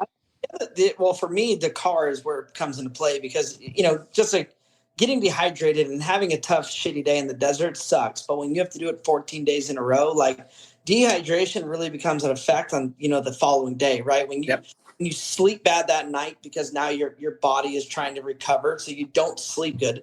Now you wake up tired, and then you have a headache because your body's just trying to recover on itself. Yeah. Hydrated. And that's, to me, when it comes to races like Dakar, where just like we're talking about, you're talking about, when you're doing 14 days of something in a row, you don't have that one day that you can be dehydrated, or your body can't work 100%, because now on day 9 or 10, when everything has to be 100%, hydration is so important. And obviously, like, for us, like, no different than in the car than in the States. Like, you're in the car between 12 and 16 hours a day. So, like, if you're not drinking, it's not like you can get at the end of the day and think you're going to drink 5 or 6 waters and be fine for the next day. By that point, your body's already screwed up. And at that point, the next day is just going to be miserable. Man, that's so crazy. I think you can slip into dehydration really, really quickly, just like you can stay out of it optimally as well. I think also, too, a racing driver is not just driving the car anymore. He's got GPS, he's got computers, he's got RPM, he's got all the data that they're feeding him all the time in an off-road car now, right? He's not just driving the car. Yes, the co-driver is giving him notes, but when Casey's behind the wheel, he's got to be thinking not just about how fast he's going, but also the condition of the vehicle, right? And if he is not hydrated and paying attention, that's when you drop a wheel. That's when you hit a rock. That's when you make a mistake that could be fatal for the race, right? You could be done. Yeah, that's a massive thing to talk about, man. Well, Jeff Proctor is going to come on and join us in about 2 minutes here. Is there anything that you would ask Dr. Ferguson that would help you explain or improve your program, Casey, with the Fluid Logic system? I don't feel that I'm good at any situation. I need a lot of help. So for me, to me, I'm open here. I just, obviously I just want to be the best that I can be. So obviously hydration is key, but obviously just anything for mental clarity and focus is what I'd love to learn more about. Yeah, that's cool. Well, and Dr. Ferguson, you probably have a lot of information on that. Well, Casey, you and I could talk for hours on that, but the right guys on the couch there. So they'll connect you to me. We'll take care of you, and we'll have some good stuff, So, and that's the thing, my lab is an open lab to any driver that wants to come and learn about this stuff and work with it. I'm a firm believer in what Ed and the team have done with Fluid Logic. We've tested a lot of products to try and help drivers. this is the only one we found that worked. And I would tell them if it didn't work. They wouldn't like me, but I would tell them. So, and kind of the interesting thing about this, if you do this correctly, if you use the system correctly, you won't have to pee in the car. Like, that's something I know a lot of drivers worry about and get scared about. But if you do it right, you won't be peeing in the car. You know what's funny about that is, like, we're talking to Casey Curry, we're talking about all of us, but there's professional women that drive as well. And there's two that I actually specifically know that don't like even wearing the catheters and stuff like that for themselves. Like, if they knew that this existed, I think that they would be insanely stoked. Absolutely. because they would be able to operate their program with potentially not peeing in the car. Yeah, and you can design it. You can take some tweaking and some adjusting, but you can get it there. It'll work. Dude, it's so crazy. Like, honestly, I want to mount this to my bicycle, so I could have got this when I was riding bicycles, like in the triathlons and stuff. David Ferguson and I did it could have been 3-4 years ago with Ricky Johnson in the Baja 1000. Yeah. And we collected data that was really the reason that we said, let's go full speed into this, because the data we collected showed that RJ, during the time that he was in the driver's seat, was perfectly hydrated. Heart rate was the same. Blood oxygen level was the same. Core body temperature was the same. Outside body temperature was the same. Heart rate, again, was perfect the whole time. We saw a blip in the heart rate, and we thought, oh, my God, what happened here? Well, he got out to change a flat tire. Got back in the car, instantly connected. And for the next, hours and hours, he might have been in the car for 12, 13 hours, but he was perfect the entire time. Dang, that's crazy. And Casey, your co-drivers, actually, we had a question, I think, Andrew. Not a question. More so, we have Jeff Proctor ready to join. When you guys we're going to get Jeff on in just a second here. Let me ask Casey one last question. So, Casey, do your co-drivers use this, Aaron and Sean? Oh, yeah. We're all hooked up. So, we use it. We have the magnetic mount. So, at this point, like, just for the speed of just getting your helmet on and off and everything, the whole system is flawless. So, yeah, absolutely. Dude, everyone in the car in it. That's one of the reasons I wanted it in my play cars, so that every time I get out, I don't freaking yank my head on the dang hose, dude. All right, boys. Well, thank you very much, Dr. David Ferguson, and obviously Casey, dude. It was awesome seeing you. Thank you, guys. Thanks, guys. Take care. Casey, thank you guys very much for the info. All right, so we're going to get Jeff Proctor on the line here. Jeff is obviously a Baja champion, man. He's won a bunch of races down there. He's the proprietor of the PRG race program, Proctor Race Group, and the Factory Honda Off-Road Racing program. And they also use Fluid Logic in the Honda Talon program as well. Yes, so we're going to welcome Jeff Proctor in just a second here to the show. Jeff, what's up, man? Hey guys, how's it going? We're doing fantastic, dude. I have learned so much today. I know you and I have been bicycle riding, and you're a big physical or a physically fit person as well. You like being an athlete and keeping your body as good as possible. Man, this thing sounds like it's a must in my book. Gosh, I have to say to you guys, kudos, man. This has been a wealth of information. I hope racers, non-racers, anybody out there is listening today and gathering all of this information. Hydration really is a game changer, and Fluid Logic makes that possible. So what has been some of the reasons that you wanted to even entertain putting this stuff in your truck? Like, what was the experiences or bad things that have happened in your racing program? Maybe you got confused at a race or anything like that you wanted to make sure that you were more cognitive in the vehicle. Yeah, so I can share one very specific incident. I was racing the Baja 500, which is very hot. It was in June, I think, of 2018, and there was several fatalities due to heat exhaustion, dehydration, that sort of thing. That race, super sad deal. We raced out through the San Felipe area. Anyway, I did a 9-hour stint in the truck. I obviously. It was outside temps were about 120, so inside temps were 150 in my race truck. Holy! After 9 hours, I got out of the truck, stop, and walked around the race truck and sat on a bush in the middle of the race course. Instead of walking into my pit, I walked around the truck into an active race course and sat next to a bush. I had no idea what I was doing. I was completely incoherent. And my team had to grab me and pull me back off of the racetrack. That's how delirious I was, blowing bubbles and delirious I was. But that, you know what's funny about, well, it's not funny that happened to him, but you know what's crazy about the situation is that happens to a good, and I'm just going to throw a number out there. This is not a true number, but 15% of the drivers or whatever in those events, right? Like, I remember at the Baja 1000 last year, like, dudes were getting out of the car in 6 hour, 8 hour, 9 hour stints, and they were just like going to bed right next to where they got out of the car in the pits, like falling asleep on the trailer while people were trying to load up. Like, they were done. Yeah. It's easy to do. It's easy to do because you keep pushing yourself further and further. You know that the pit's coming. You've got to get there at a certain time. You're trying to keep the vehicle together. So you're totally focused on it. And your body, your mind is allowing you to do that. But the moment you get there and you say, okay, I'm here for a moment, like what Jeff did, and he got out of the car, yeah, now all of a sudden that dehydration kicked in. That's wild. Yeah, because you don't have adrenaline, I guess, anymore, huh, Jeff? For sure. And the sad thing is, it's like there's not much you can do other than try to just see if you can do to really recover from that. Yeah, exactly. I mean, there really isn't. The damage was, man, that's crazy. And like Dr. Ferguson, before. Yeah, and like Dr. Ferguson said too, like once you get dehydrated once, it happens easier. And again, it leaves a footprint. Yeah, and that's what becomes dangerous. I mean, he called it, an injury, and that's exactly what it is. Yeah, your body starts to cut off where the water is going to go. Your mind does. So it's not going to give it to the limbs. It's going to give it to the chest and the brain. Yep. And it's going to go into survival mode. What his point was, your body will go quicker into survival mode the next time and the next time and the next time. Yeah, that's horrible. That's horrible. Okay, so Jeff, I'm going to ask you a two-part question. The first one is, after using the system, how did you start feeling? And then was that what made you want to put it in the support program that you have for the Honda Talons and your younger drivers?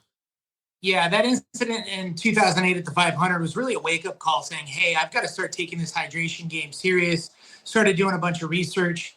And, shortly thereafter, I meet the team at Fluid Logic.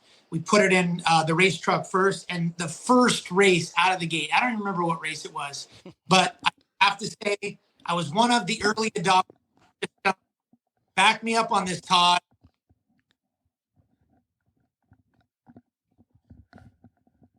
And so, I implemented it in the truck, and it was a night and day difference, 100%, 180 difference from drinking out of a hot Camelback every once in a while in a pit to having real hydration with the push of a button in the race truck. That's insanely cool. And so, Jeff, you know me a little bit, and so my brain's been scrambled a few times. How would it help me? Because I sometimes have a little bit of trouble keeping focused, I guess you could say. Like my ADD kicks in, squirrel. But how would it help me stay focused if I'm deciding to go do a Baja 500?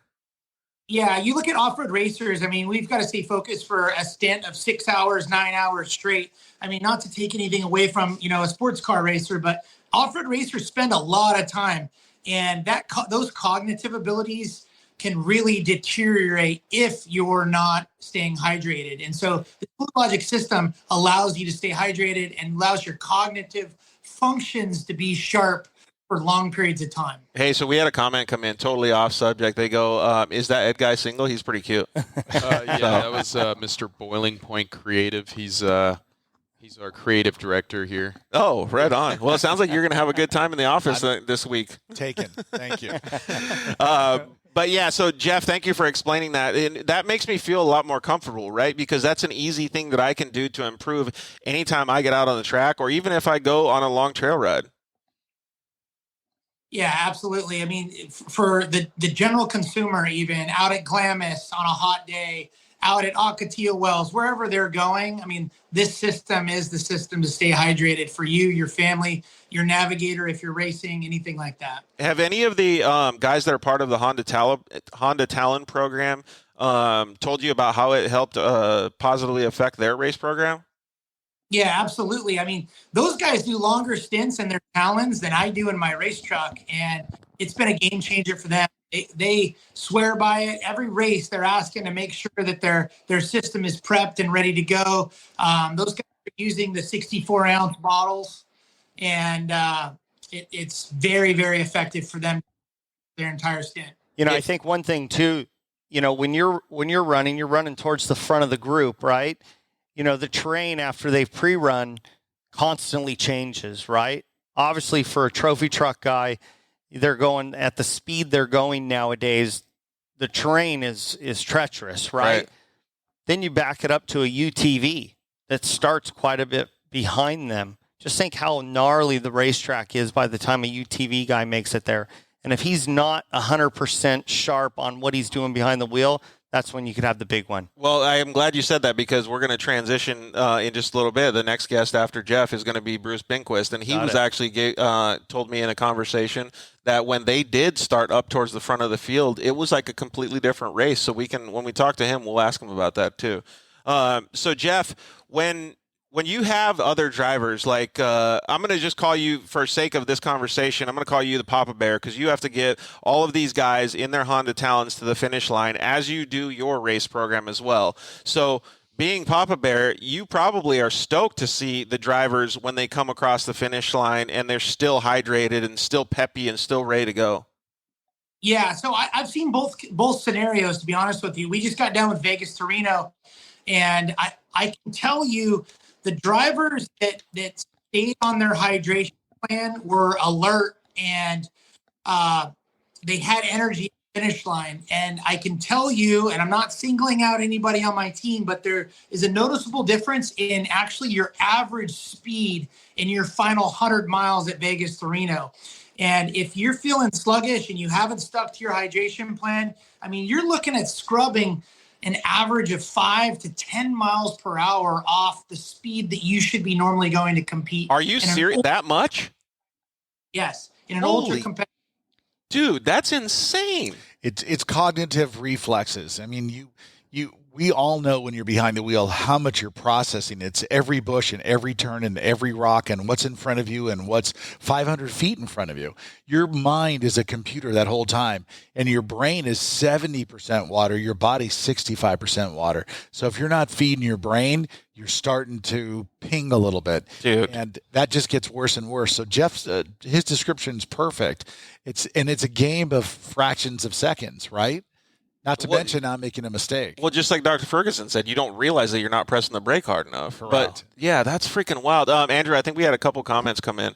Yeah, from Kingpin Motorsports, do you need a separate system for each person, or do we share one bottle? No, it's a separate system for each person. Yeah, well, and plus, because who said it? I don't remember who said it, but each person can get a different drink or a different concoction, You right? got it, and you can tailor it to what the passenger needs compared to what the driver needs. So hey, not to be a jerk, Jeff, but if I'm sitting passenger with you, I ain't sharing, buddy. I run a weird concoction in mine. Nobody wants to drink what I'm drinking. Oh, you're just mixing all kinds of spinach in yours? I know, Proctor. We have to rebuild those pumps after you use it every once in a while. It looks like we got a couple more comments that came through, Andrew. Yeah, one was from Cali Boy Aztec. He just said, wow, and couldn't agree more with that. Then from Shannon Phillips, don't forget to mention if you're going to put Gatorade or anything else in the system, you need to flush it out. Yeah, we did actually talk about that earlier. Yeah, we talked about that. And like Todd said, warm water through the system is the right thing to do. Yeah, what is your maintenance program with it, Jeff? So we actually, so it was already mentioned earlier in the broadcast, you have to make sure you flush out your helmet too. So you can flush out the system at the finish line, but if you don't flush out the helmet, the next time you go test, you're going to have all kinds of mold in the tube of your helmet. So the first drink you take is going to be chunks of mold. So, yeah, we definitely want to flush that bad boy out then. But I do think that from what you guys said, it's easy. It takes 10 minutes. It takes 10 minutes to do. And if you do get in a situation where you do have a bad part because of it, like I was explaining the check valves, all of those components are sold separately as well. Hey, and there was a comment that came through. They like the Papa Bear quote, Jeff. So I think maybe we should put that on the back of your helmet one of these days. Yeah, that's one of my mechanics. All right, go for it. Andrew, what's the next comment? Just got another question from Sandman. What do you have for moto, desert, and GP? Oh, that's a great question. Be patient. Oh, Be really? patient. You got something coming? Stuff in the works. I'm not going to tell you yes or no. But Oh, Be okay. patient. Well, yeah. So Jeff, I think it's really cool to understand what this can do. Like, I guess it's one of those things, right? Like I was talking about earlier, you find a set of tires that you like on your your truck or your UTV, you just stick to them, right? It's like, oh, I love these things. When you have the system in your truck now, it's like now you don't want to give it up, right? Absolutely. I mean, think of it like this. If we know that you're going to scrub 5 to 10 miles per hour, and we're always looking for these speed secrets that are thousands and thousands of dollars on our race cars, and all we have to do is put fluid lock in, and we're going to. That just blows me away to think about that. Yeah, it does boil down to exactly that. There's science, there's numbers, there's math, and this is kind of like the last bastion. How do I make the driver better and safer, much safer? And so you guys have had, Jeff, thank you very much for introducing me to these guys, because you and I had a conversation a long time ago when we were bicycle riding about this, and it really intrigued me just because of my mentality, always wanting to be physically better as a human being. I think it's so cool that this actually is out there now, right? Like, to me, when I see you guys at the races, I feel like everybody should have this in their car just to be safe, like, let alone as a performance increase.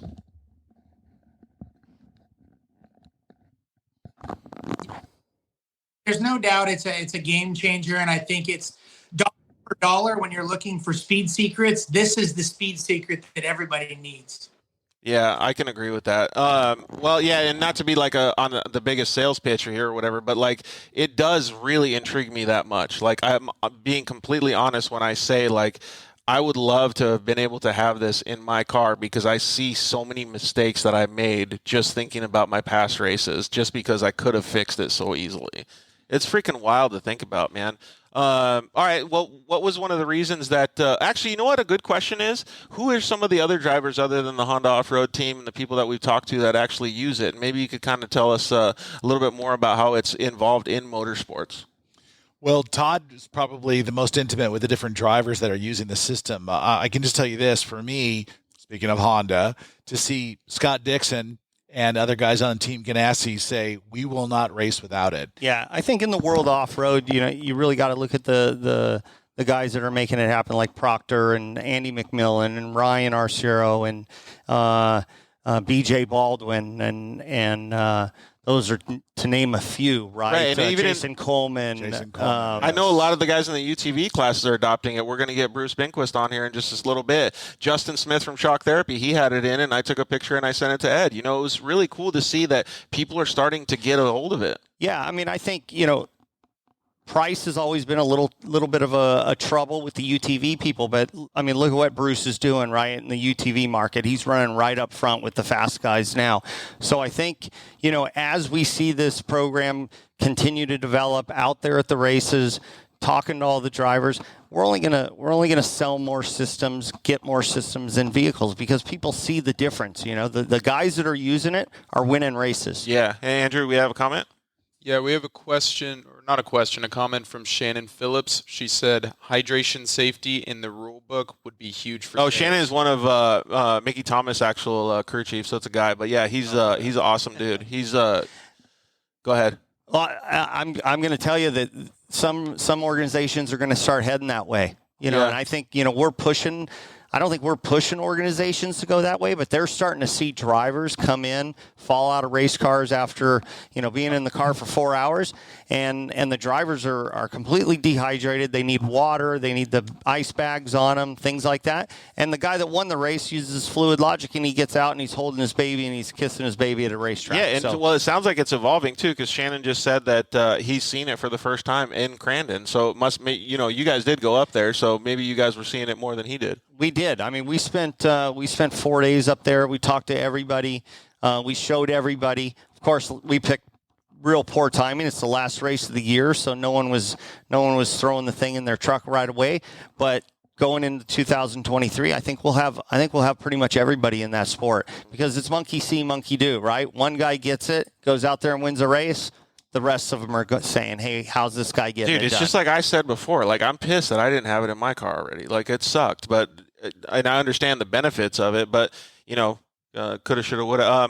What's the next question? From Bago, like Winnebago, he said, I know Mitch Guthrie also loves it. Yeah, Mitch Guthrie does love it. You got it. And Mitch was a kid I sponsored it when I was at KMC Wheel. And it was my goal to get all the young kids when I was there. And I called him and I told him about the program. And one of our sales guys, Todd Davis, also talked to him about it. And he actually bought 2 systems. Yeah. And he put it in his car. And after he did, he says, it's the best thing I've done. So, I mean, I think that speaks for itself, that he knew he wanted to go quicker. At Vegas to Reno, we had a ton of interest from, all the UTV guys from Europe that were over there, South Racing, some of the Red Bull teams, things like that. So I think we're going to start seeing a lot of integration into Europe also. Yeah, and King of the Hammers and stuff too, right? Andrew, another one? Yeah, from Cali Boy Aztec, who's been with us since the start of the podcast. Thanks, homie. He said, I'm sold. I'm saving for one. That's my next purchase. Yeah, I definitely agree with that. Yeah, and buy one for your co-driver too, though. I will tell you this. It's interesting because, Todd knows so many people in the paddock when we go to IndyCar, IMSA car. Dude, he knows everybody. He knows everybody. They come out of the paddock to, just to say hi and give him a hug, and I'm standing in the background just enjoying everybody that he's talking to. But, some of the feedback we've gotten from drivers has been, besides feeling great behind the wheel that day in competition, they're able to fly home that night and be at the gym or be with their family on Monday where they would normally be just spent. Dude, and Jeff, that's what a lot of these guys are doing in their motocross programs too, is they're drinking all their Pedialyte, they're staying on point, they're getting all their stuff that they need, but they have a lot shorter stints, so it's a lot easier to get, man. I don't even know how to keep saying it, because I keep saying it. I wish I had it in the past. Yeah. It's there for you, man. We could get it in your car, man. Let's go to Glamis, rip it up. Dude, I'm telling you. Jeff, I'm sorry. Go ahead.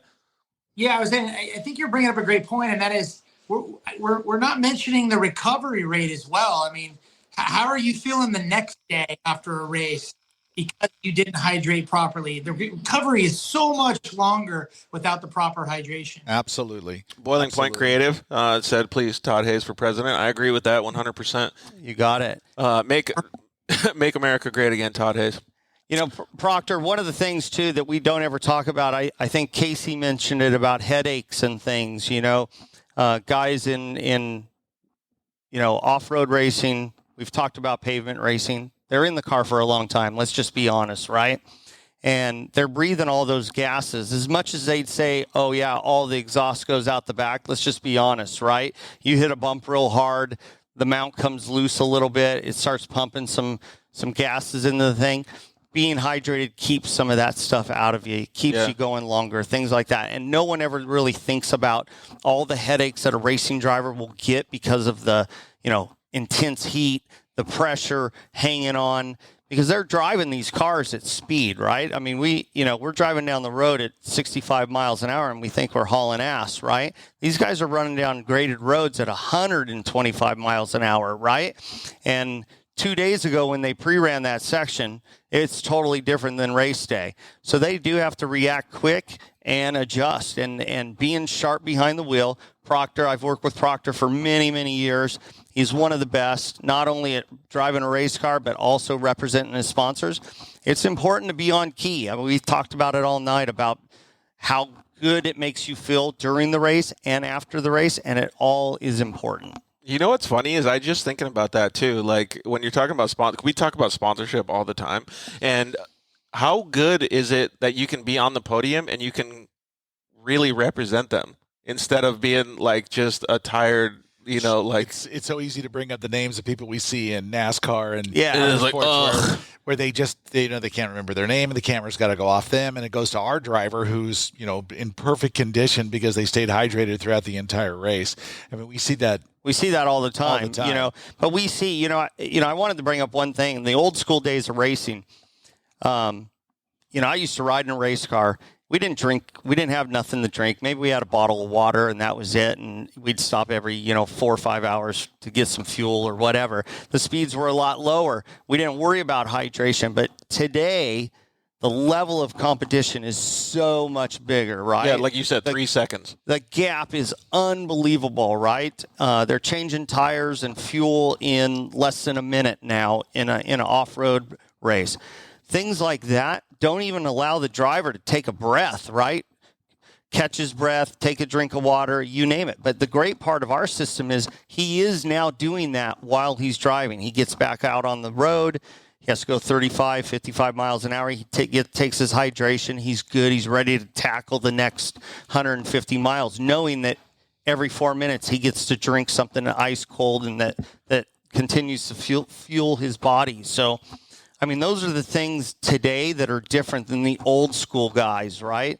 And I think it's only going to evolve as we go forward. I mean, I know that I'm not done evolving Fluid Logic, right? Ed is always challenging me with this and that and saying, hey, have you thought about this? I mean, our goal is to make Fluid Logic not only better, but lighter and more programmable. Those are all things on our plate going forward. Yeah, that's cool. Like the progression is never stopping, right? All right, Jeff, let's we're going to get Bruce Binquist on here in just a second. What's next on your schedule, bud? You know, we say that we're in show season right now. So we've got a full schedule of showing our race cars and taking care of our sponsors. We're going to Sandsport Super Show this weekend at the Orange County Fairgrounds. We're going to be at the Off-Road Expo in Pomona coming up after that. Our side-by-sides are racing the former UTV World Championship, now California 300 in Barstow in October. And then we've already started preparing for the Baja 1000 with all 4 of our race cars, Ridgeline and three side-by-sides. So we've got a full calendar this fall, and couldn't do it without Fluid Logic. Yeah, well, thanks, man. We really appreciate you coming on and hanging out. Before you go, we got one more comment, and then we're going to let you go, bud. Yeah, from Desert Squadron. It's safe for the crew, too. Less people running around to hand off water bottles in the pits. Keeps people clear of the race vehicle if something goes wrong. Yeah, that's actually a good point, Jeff, because then you don't have a bunch of people running around the truck with water bottles and snacks and stuff. You know, one of the things that I got to say about Jeff's truck, and Todd brought it up, he's meticulous. If you look inside that Ridgeline and see the way that they've dialed in the Fluid Logic system and see the way they've set up their fluid containment bottles for instant replacement, they've thought about all that. You're getting into the pits, it's down to minutes, right? So how they click that bottle in and out in the system, they've thought about all that. And it's beautiful to see the inside of his cars. Jeff, can we put Arnie to work? Maybe tomorrow you can have him go to the Honda Talon or the Ridgeline and just do a little 15-second Instagram story of how quickly you can get the bottle out of the car, and we'll post it. That's not a problem. We can work on that. Dude, thank you so much, Jeff. We can't wait to see you. I'll probably see you on Friday. If you're around Friday, please come hang out on the podcast. We're going to do it from 6 to 8 at Sandsport Super Show. Yep. See you, Jeff. Yeah, thank you. Thank you, guys. Appreciate you having me. Yeah, we'll see you later, Jeff. Bud. Thank you. All right, so we're going to get Bruce Binquist on. Who wants to bail out? I'm out. You want to do – I'm out. Todd's bailing out? Ed, you run it, man. Bruce. All right. We'll push some buttons. Yeah. Hold on there a second. I like Bruce Binquist. So we're going to get Bruce Binquist on here. So I'll give him a little bit of an introduction. Bruce, what's going on, buddy? So Bruce Binquist has been pushing the side-by-side racing forward, man. Bruce raced in the Class 1 against trophy trucks at Silver State 300 and big cars. Man, dude, the qualifying was insane, and he actually finished 4th, just seconds off of 3rd place. It was pretty insane to see all of that stuff happen. And the reason why I want to give you that good introduction is because you're pushing the limits of racing, and especially in the side-by-side class. So just having these little things is making a big, like Fluid Logic, is making a big difference in your program. It definitely does make a big difference in our program. Yeah, we've had some of the early prototypes, fortunately, with some great relationships we've had. I've been running a system since late 2018, and to be honest with you, our previous hydration, as like Ryan talked about and whatnot, was a Camelback. Yeah. Racing motorcycles in the desert, whatever we've done, mountain biking, that was always our hydration. But ultimately with Fluid Logic, the ease of the system to push the button to get the hydration you need to maintain the hydration that you build going into the race a week prior is absolutely everything to stay focused and get those tenths of seconds. Well, I want to understand how it affects your body, but I think we got a couple comments that have just come in. Yeah, we have a question from CTA Gooch. Will Fluid Logic team up with Chill Out for an integrated system?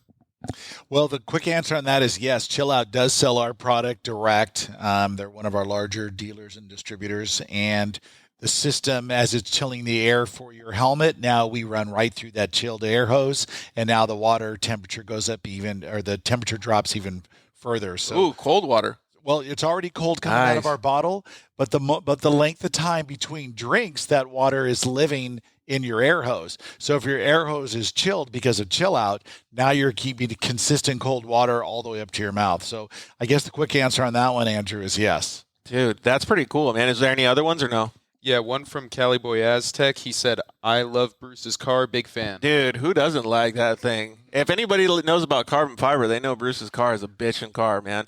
All right, so how has...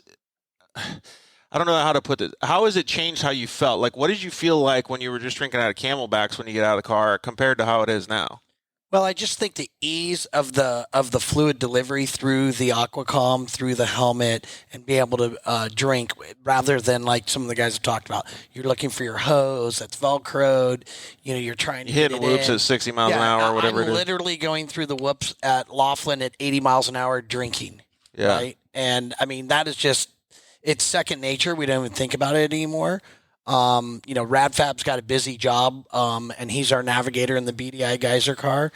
I constantly on our live stream on Vegas to Reno, when guys were riding along with us, I'm like, Radfab, you need to drink because he's talking so much as he walking us through all of our course notes and the course, the dust, and what we've got going on. So it's really important to have that reminder for both the navigator and the racing driver to operate at that highest level of, we're intellectually solving thousands of problems that you're processing in your brain and in your hand, foot, eye, calculations, risk, reward stuff going on. And you have to be firing in all cylinders.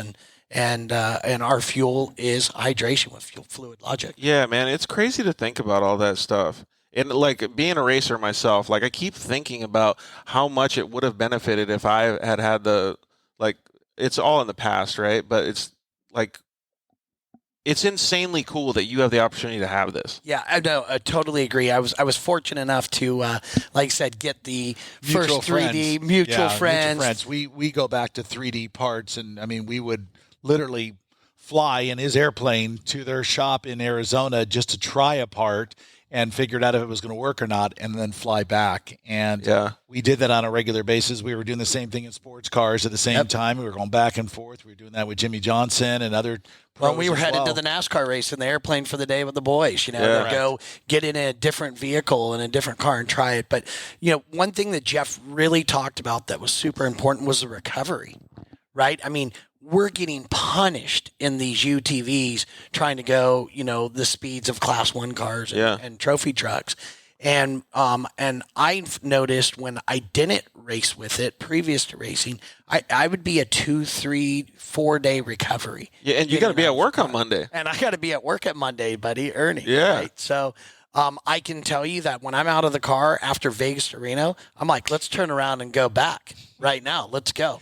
I would not have felt that same thing. I would not have felt that way had I not been drinking out of my Aquacom. Dude, that's crazy. All right, Andrew, what's the comment? From Hostile Link, some more love for BDI Geyser. That geysering car is a beast. And Dude, we got some big BDI Geyser fans, huh? Fans. Yeah, how could you not? Every now and then. No, I can tell you that the boys back at the shop, if they're watching, huge thanks to them. I mean, all the partners of Fluid Logic and everyone that's helped support our program. I'm not an easy guy because I expect excellence, in every part of our deal on how we represent our sponsors, on the R&D and feedback we give to the development for the Fluid Logic system. Well, you want to make things better. We want to make things better, Absolutely. and we're looking for those tenths of seconds. Yeah, sounds like we got another comment, Andrew. Yeah, from Mr. Shannon Phillips. Sorry about that. Has anyone ever said that it helps them mentally because they're not fatigued? ? Yeah, I think that's mainly what I've been talking about is like, I wish I had this, and I'm going to keep talking about it because like I'm a massive fan of being able to have my body at the top level. And what did you notice? Did you notice that you were not as fatigued? Like you felt like you could still push harder at certain points? Well, I mean, I come, from racing motorcycles, as a kid growing up in the desert and then getting into road racing on the pavement. And it all comes down to your level of focus. right? And the ability to be so razor sharp in your focus and decision making. And more importantly, like they talked about a little bit with the Ganassi stuff, is the driver feedback to your race engineer, and the clarity you have to feel that at that point is important. Your brain and your body and your muscles start shutting down when you start dehydrating. And you probably don't even realize it. I know that there's been a million times that I've felt good after a long distance event or even in the race car, and I get out, and then the next day I'll be like, ugh, I don't know. No, I can definitely tell you one of the most important things I do leading into going racing and race week is hydration, period. I'd come out of there and I feel like freaking Superman. Wait, actually, so let's talk about this. Actually, Andrew, do we have another question? Yeah, a couple comments and then a question from Riley Binquist. Brucifer, he's a savage. Who makes the carbon? Riley, thanks, buddy. I appreciate you. We actually build all our carbon stuff with our family. Most of our Christmases have been spent curing things on Christmas night after we've done it together as a group, and it's been something that we've done, with a lot of folks really involved in it, from the Gurney family helping me, my kids helping me, you name it. So it's kind of something we've done. And, we really wanted to bring a technologically savvy car, at every aspect, from our fluid logic system to our composites to Sean Geyser to, our clutching systems are second to none, and probably some of the stuff we most closely guard. Let's actually talk about. Oh, go ahead, Ed. I was going to say, for us, it was just the people that have been on the show and sitting next to Bruce. I mean, for me, the level of excellence that goes into a driver who is preparing his vehicle and as sharp as they are, for them to trust our system is a real joy for me and the guys that are putting the systems together here at the shop, because we're a pretty big group now, but we're still a tight group. But still, to know that they're relying on what we build is really, really a thrill for us, and we do it with pride. Yeah. What we're hearing, and comment to this, Bruce, if it's happening to you, is that when the driver gets in the car, they delegate their hydration to us. The moment they turn the system on, they don't have to think about it anymore. Yeah. He can think about going fast. His co-pilot, his navigator, is telling him where to go and keeping an eye on his transmission, all the dials. But Bruce only needs to focus on going fast and making that car do its very best on the edge for as many hours as just eliminating that is a massive plus. You all of a sudden, you've got that much more computing space in your big brain, because you don't have to think about hydrate. The light goes on, you drink, keep on going, stay on the edge, and you won't even have to think about it after a while. It's just muscle memory. Yeah, Andrew? Sean Geyser said, Bruce Binquist made me a believer. Love fluid logic, put it in everything. Yeah, I can agree with that. Hey, let's switch gears here real quick though. I don't know how you came up with this freaking idea to race a Class 1 in the Silver State 300, but that was phenomenal, dude. Yeah, no, appreciate it. Well, so initially the year before, we really looked at, we had some downtime as the previous year, so not this year, the year before. And after that, I had some clear track, no dust, and anybody that knows, we're kind of senders. Yeah. I've been working to cerebrally think myself through the race a little bit more, because I don't think we need to push as hard, but it's just kind of who we are. But I sent it big time from that period, and we looked at our elapsed time from when we started rolling to when we actually got rolling again, and we would have overalled Silver State the year previously. So I know it's something that I talked about with Sean and the boys, and I'm going, man, and this isn't because the race course really sets up well for a UTV. It's tight, it's technical, we're quick corner to corner, but we're really not giving up that much time. But the first part of the race this year, we had 15 or 20 miles of wide open. Right. We're talking 100 miles an hour in a UTV. Way different than starting back with the UTVs. Exactly. So we kind of went about it. I talked with Alan Rudd. I talked with BITD. I talked to the whole deal and said, what do I have to do to be compliant to race in Class 1? I want a chance, number one, to qualify and see where we stack up against the best guys in the world. And number two, We want a shot at an overall. We got Hostility Inc. laughed at Condescenders. Actually, so we had a comment come in that I want to address real quick. Is Desert Gremlin said, I came in late. What's the name of the hydration system? So the name is Fluid Logic, and you can go to their Instagram. We've tagged them a bunch in the Dirt Life show, so you can go check it out on their Instagram. Or what's the website, Ed? Or what's the website, Andrew? Fluidlogic.com. Okay, so FLUIDLOGIC.com. So go check it out. We'll say that again at the end of the show too. So let's keep talking about the Silver State 300, because to me that was like kind of like what we're talking about today. We're evolving the sport, right? We're trying to make human bodies better, but we're also trying to make racing and stuff better too. So when you go and you do that, and you have, Mitch Guthrie was up there as well, but you have an accomplishment like that, and you're seeing, holy shit, like these UTVs can haul the mail. Like, how does that feel? Yeah, I mean, like I said, it was a calculated thing. I know that it was opposed by many, but I think ultimately when you have the caliber driver of Mitch Guthrie, and ultimately me deciding to do it, and I think Mitchie had said on one of the shows that he got the idea from us. We kind of collaborated a bit together and said, let's go for it. Dude, that's so cool, though. And then we went through. What did you think when he was going to do it, Ed? Mike, well, he called me in advance and said, I want to run something past you of something I'm going to do. And I thought initially, wow, you're going to have all eyes on you.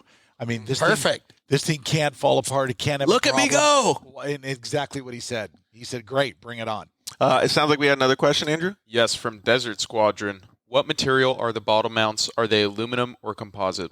They're aluminum. Yeah, definitely need to be strong, man.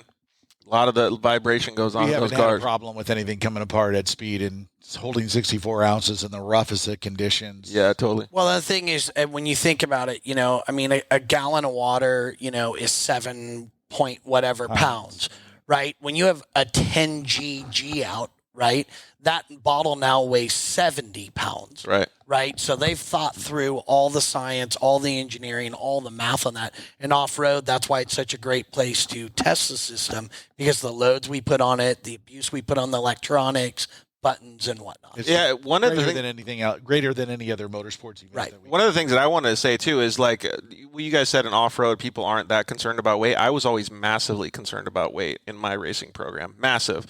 And Bruce is the same way. So if there's anybody that ever wants to talk weight and the different things that help and don't help and the way that it affects your program, definitely ask Bruce. Send him a direct message or ask him at the track, because he's got it all calculated. I guarantee you they were picking up every single one of those ounces and putting it in the calculations for his race car. Yeah, no, absolutely. I mean, it's something we paid attention to. Phil Blurton gives me a hard time and tells me to go to the gym. And I say, you know what, I'm 50 years old and I'm over that. I'm going to whoop your ass being fat. No, but all good. We're all friends and part of the Desert family, right? Yep. But we do pay attention to all of the weight. Sean and his engineering mindset on the car and the Geyser lineage, to how we distribute the percentages of weight, to right down to where we're placing the water. Right. Yeah. Right. And we're even calculating the center of gravity change as we're losing water as we drink and as we're burning fuel and the rest of it. So there is some real science happening. You've got to bring water with you anyway. Yep. So if you choose to keep it in something other than our system, you're already bringing water weight with you. But adding on to our system, adding our system into your vehicle, this is 300 grams. Yeah. So it really doesn't make a lot of difference. Right. Yeah, so that's exactly what I was getting at. Is even for me with my racing program, like we're calculating half-pound differences.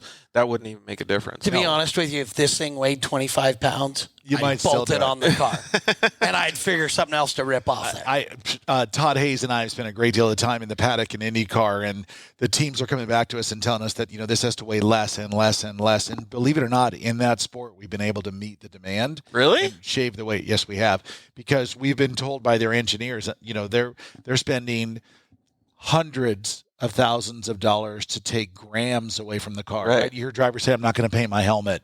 Things like that. I'm going to put less information on my driving suit. All of those stitches weigh. And so we were asked by those drivers, by those teams, if you can hit this level, we'll take it. Really? And Todd and his team were able to do it, which was great. Andrew? George, real quick, the phone was getting pretty low. It changed the framing when what All I'm right. going to do about that. No big deal. We can just leave it. You can try to zoom out on it. But anyways, I think we're probably going to end up winding down the show a little bit here. So, Bruce, what are some of the things that that you have going on in the future, and well, maybe even try to include how Fluid Logic is going to help? Yeah, so I mean, we're getting ready to go into our next race. Will be the California 300, which was the UT Worlds. We like that. That's a race that we can attack at. We've been working on our package. We just finished Vegas to Reno, so super excited with the progress guys have made there. And then the week after that, we go into crazy prep and immediately go to Laughlin. Dude, so there's a lot of stuff going on. So we've got that going on, and then we've got a big test leading up to that on few things we've been working on the car, developing, and then going into next year, we'll once we're done with Laughlin, we'll immediately spring into what our package is, who we're going to be working with. There's a few things on the table that we're entertaining. And where we go from here, but I know what we're going to do. It's going to be in motorsports, and it's going to be with Fluid Logic. Dude, that's cool, man. And, dude, that California 300 is going to be wild, dude. It's going to be rough as shit and hot as shit out there. I love it. So, all right, Andrew. Another comment from Desert Squadron. Look at the Formula One cars this year. Many are going with no graphics to bare composite to save weight. It's wild, right? So we're going to wind down the show. Bruce, thank you very much for coming to hang out, dude. Of course. It's always good to see you. Thanks for having us. All right, Ed, do you got anything else to say? Because I'm going to ask you guys. Did you answer any of these rapid-fire questions last time? Go ahead, fire it off. All Let's right. do it. You want to do it, Ed? Well, of course. All right, so we're going to wind down the show. So let's see here. Tacos, or let's let Bruce answer first. You go second, Ed. Tacos or hot dogs? Tacos. Tacos all day. Carne asada or chicken? Carne asada. Carne asada. Big carne asada guys. Do you guys have a favorite taco shop? Oh, yeah. You do? I do here in town. Yeah? Yeah, El Tarasco. Oh, okay, good. Yeah. We're always looking for good taco shops, man. Dunes or the river? River. Yeah, I like the river too. Big river guys. Action shots or still shots? Action. I'm going still. You going still shots? Sure. Big still shot guy. Because it can take pictures of the Fluid Logic system. I got you. I see where it goes. I'm no longer going fast. Guys like Bruce get to drive fast, so that's why he likes the action shots. I'm kind of in the background now. So, dude, there was some sick action shots of him at Silver State too. I have one framed in my office. That's pretty amazing. Dude, he was two-wheeling it for a while in a video that he bicycled sent that me. thing Dude, like crazy. but fully controlled. Like it was twice. badass. Yeah. Didn't think twice. Let's see here. Three-wheeler or quad? Quad. Three-wheeler, R250. Yeah. I think we got a big fan over here of three-wheelers in the back too, Andrew. Yes, sir. What three-wheeler did you own before? ATC 250R. Look at him, Yeah. dude. Professional. All right. Pizza rolls or jalapeno poppers? Jalapeno poppers. Yeah. Jalapeno poppers. Yeah, same. We just became best friends. Coffee or tea? Coffee. Coffee. Yeah, big coffee guys. Favorite movie? Tombstone. Wow, that's a good one. I think you're the second person on the show that's answered that. What about you, Bruce? Top Gun. Top Gun, the new one or the old The one? new one's sick. Is it? Yeah. I agree. The new one's great. Let's see, Instagram or Facebook? Insta. I don't do either. Okay, so we're just going to say Instagram for you two. Okay. If you could have one superpower, what would it be? To fly. You going flying? X-ray vision. Oh, no. Oh, shoot. I don't want anybody to give Bruce X-ray vision. Netflix or YouTube? Netflix. Netflix? For sure. Because Drive to Survive, right? I love Drive Survive. They did a great job. Dude, they really They did. really did. Video or photos? Video. Yeah, I'm a video guy. Video guy. Okay. So still and video. Okay. Yeah, Gotcha. Most memorable race? Could be one that you participated in, one that you viewed. So I raced the Baja 1000 in the Arrive and Drive Baja Challenge cars, and that's how the whole concept of this company came about. Really? Got out of the car, totally dehydrated, picked up the car in Catavina, dropped it off in to the next driver in Loretto, and I got out of the car and was blowing bubbles. I was hurt. Got to be a better way. Got to be a better way. I couldn't go get my trophy in La Paz, and it took me Who's the one that days. invited you to do that? Because I need to pat them on the back. I forget the name of the team. First time I did it was with cops, and then we won the 500. It was me and another driver, Sheriff Joe from Vegas, and then I came back again to race the 1,000, and that was the impetus for this whole thing. Dude, that's crazy. How about your most memorable race, Bruce? I would say it would be this year's Mint 400. We had probably 20-something minutes of downtime, 30 minutes of downtime. I raced the race with Sean, had him start the car, so that was super fun. He's helped me build the car, key part of our deal, and did a great job handing me a healthy car. But we had some setbacks as we were working through our deal that we've now worked out, but we still raced the thing. Everyone counted us out. We dropped back to 20th, and I brought us across the box in third. So nice, dude. Killer. Good job. That was probably it. Dude, that's a good story, too. I would like to talk more about that someday. Yeah. Let's see here. What's your guys' favorite snack in the race car? I like what Arciero's eating from Hammer Nutrition. Yeah, I'm big on those goos and things like that. I never got it on my fingers though, like he did with his. Just smeared it everywhere. How about you, Bruce? We do ham and cheese rolled up in a tortilla because it just gets under the helmet good. Just eat it good. Yeah. Supercross or motocross? I'm a Supercross fan. Big Supercross guy. I'm a Supercross guy. I got a couple buddies that to hang out with. The motocross season this year was insane, dude. It was so good. Let's see here. What other form of racing would you guys like to try? I'd love to do pavement. I'd love to do something on a road course, endurance. I'm talking about DTM. I love DTM stuff, dude. DTM would be sick. Yeah, obviously, I would love to drive. I would like to drive a Formula One car, but ultimately, something I haven't done is I'd like to probably pylon race airplanes. Dude, I'm a pilot. That Red Bull Air Race thing. Yeah, like that? I fly a composite airplane, full aerobatic, and been known to do a few low flybys there, knife edge. So I'd like to get after that. No wonder his favorite movie's Top Gun. Yeah, all right, sense. Speedboat or dragster? Speedboat. Yeah, speedboat. Speedboat. Just like the speed. All right, final question of the night for both of you guys. Chips and guacamole or French fries and ketchup? Chips and guac all day long. Thank you, guys. Hey, Cheers, so George, we really appreciate you guys. You know what? Let's talk to everybody about how they can get the Fluid Logic system. So go to @FluidLogic. I think it's _logic, and check out some of the posts that we've done to check out their Instagram page. Oh, Andrew, you have something? It's @FluidLogic_USA. There it is. Instagram. Okay, so do that on Instagram, and we've also posted and tagged them in a bunch of stories and posts that we have done on Instagram. So please click that link, and you can always hit them up in the DMs if you have questions, and give them a call, or actually check out the website fluidlogic.com. And go research the product and see how it can help your program. We are not sponsored by Fluid Logic, but I am a very, very big believer in it just because of the things I've been through in my life and what I would like to see other people have the advantage when they go out there and safety in their race cars.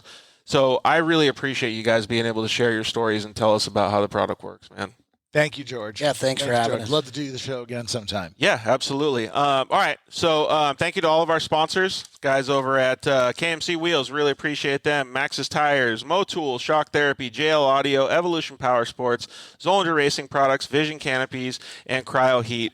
We will see you guys at the next show, which is going to be on Friday between 6 and 8 p.m. at the JL Audio booth at the Sand Sports Super Show.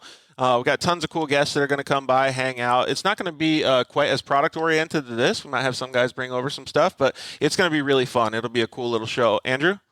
We have a pretty good comment from Shannon Phillips. Are there any plans to come out with a helmet that has it built in versus added on? Yeah, the first helmet that has hit the market is the new BR8 from Bell, and George is getting it right now. So what's unique about the helmet, and I know you've got one of this and love the helmet. I'm actually getting a BR8 next week. Yeah, RJ had a lot to do with the testing on this, and the deal is that there's 5 different points where you can put the entrance into the helmet, but it comes set up so our system comes in the box, and you can put this part on any one of those 5 points. So some guys like it on the top, and some guys like it 3/4, and some people like it down here. I'm going on the left side, man. Yep. So the answer is Bell. So the Bell, and it's a BR8. BR8. Yeah, so go check that out. These are fantastic helmets, by the way, too. Super comfy and really, really good for your ears and where they have the system for all your comms and stuff. So super good choice to have Bell BR8 with the Fluid Logic system. So thank you to everybody at Fluid Logic that's helped us. Really appreciate all of Andrew's help. He was a massive help last week, and all the guys that you work with. So I really want to see everybody get as safe as possible. All the hospitality was great. We wish Bruce and all the guests the best at the next races.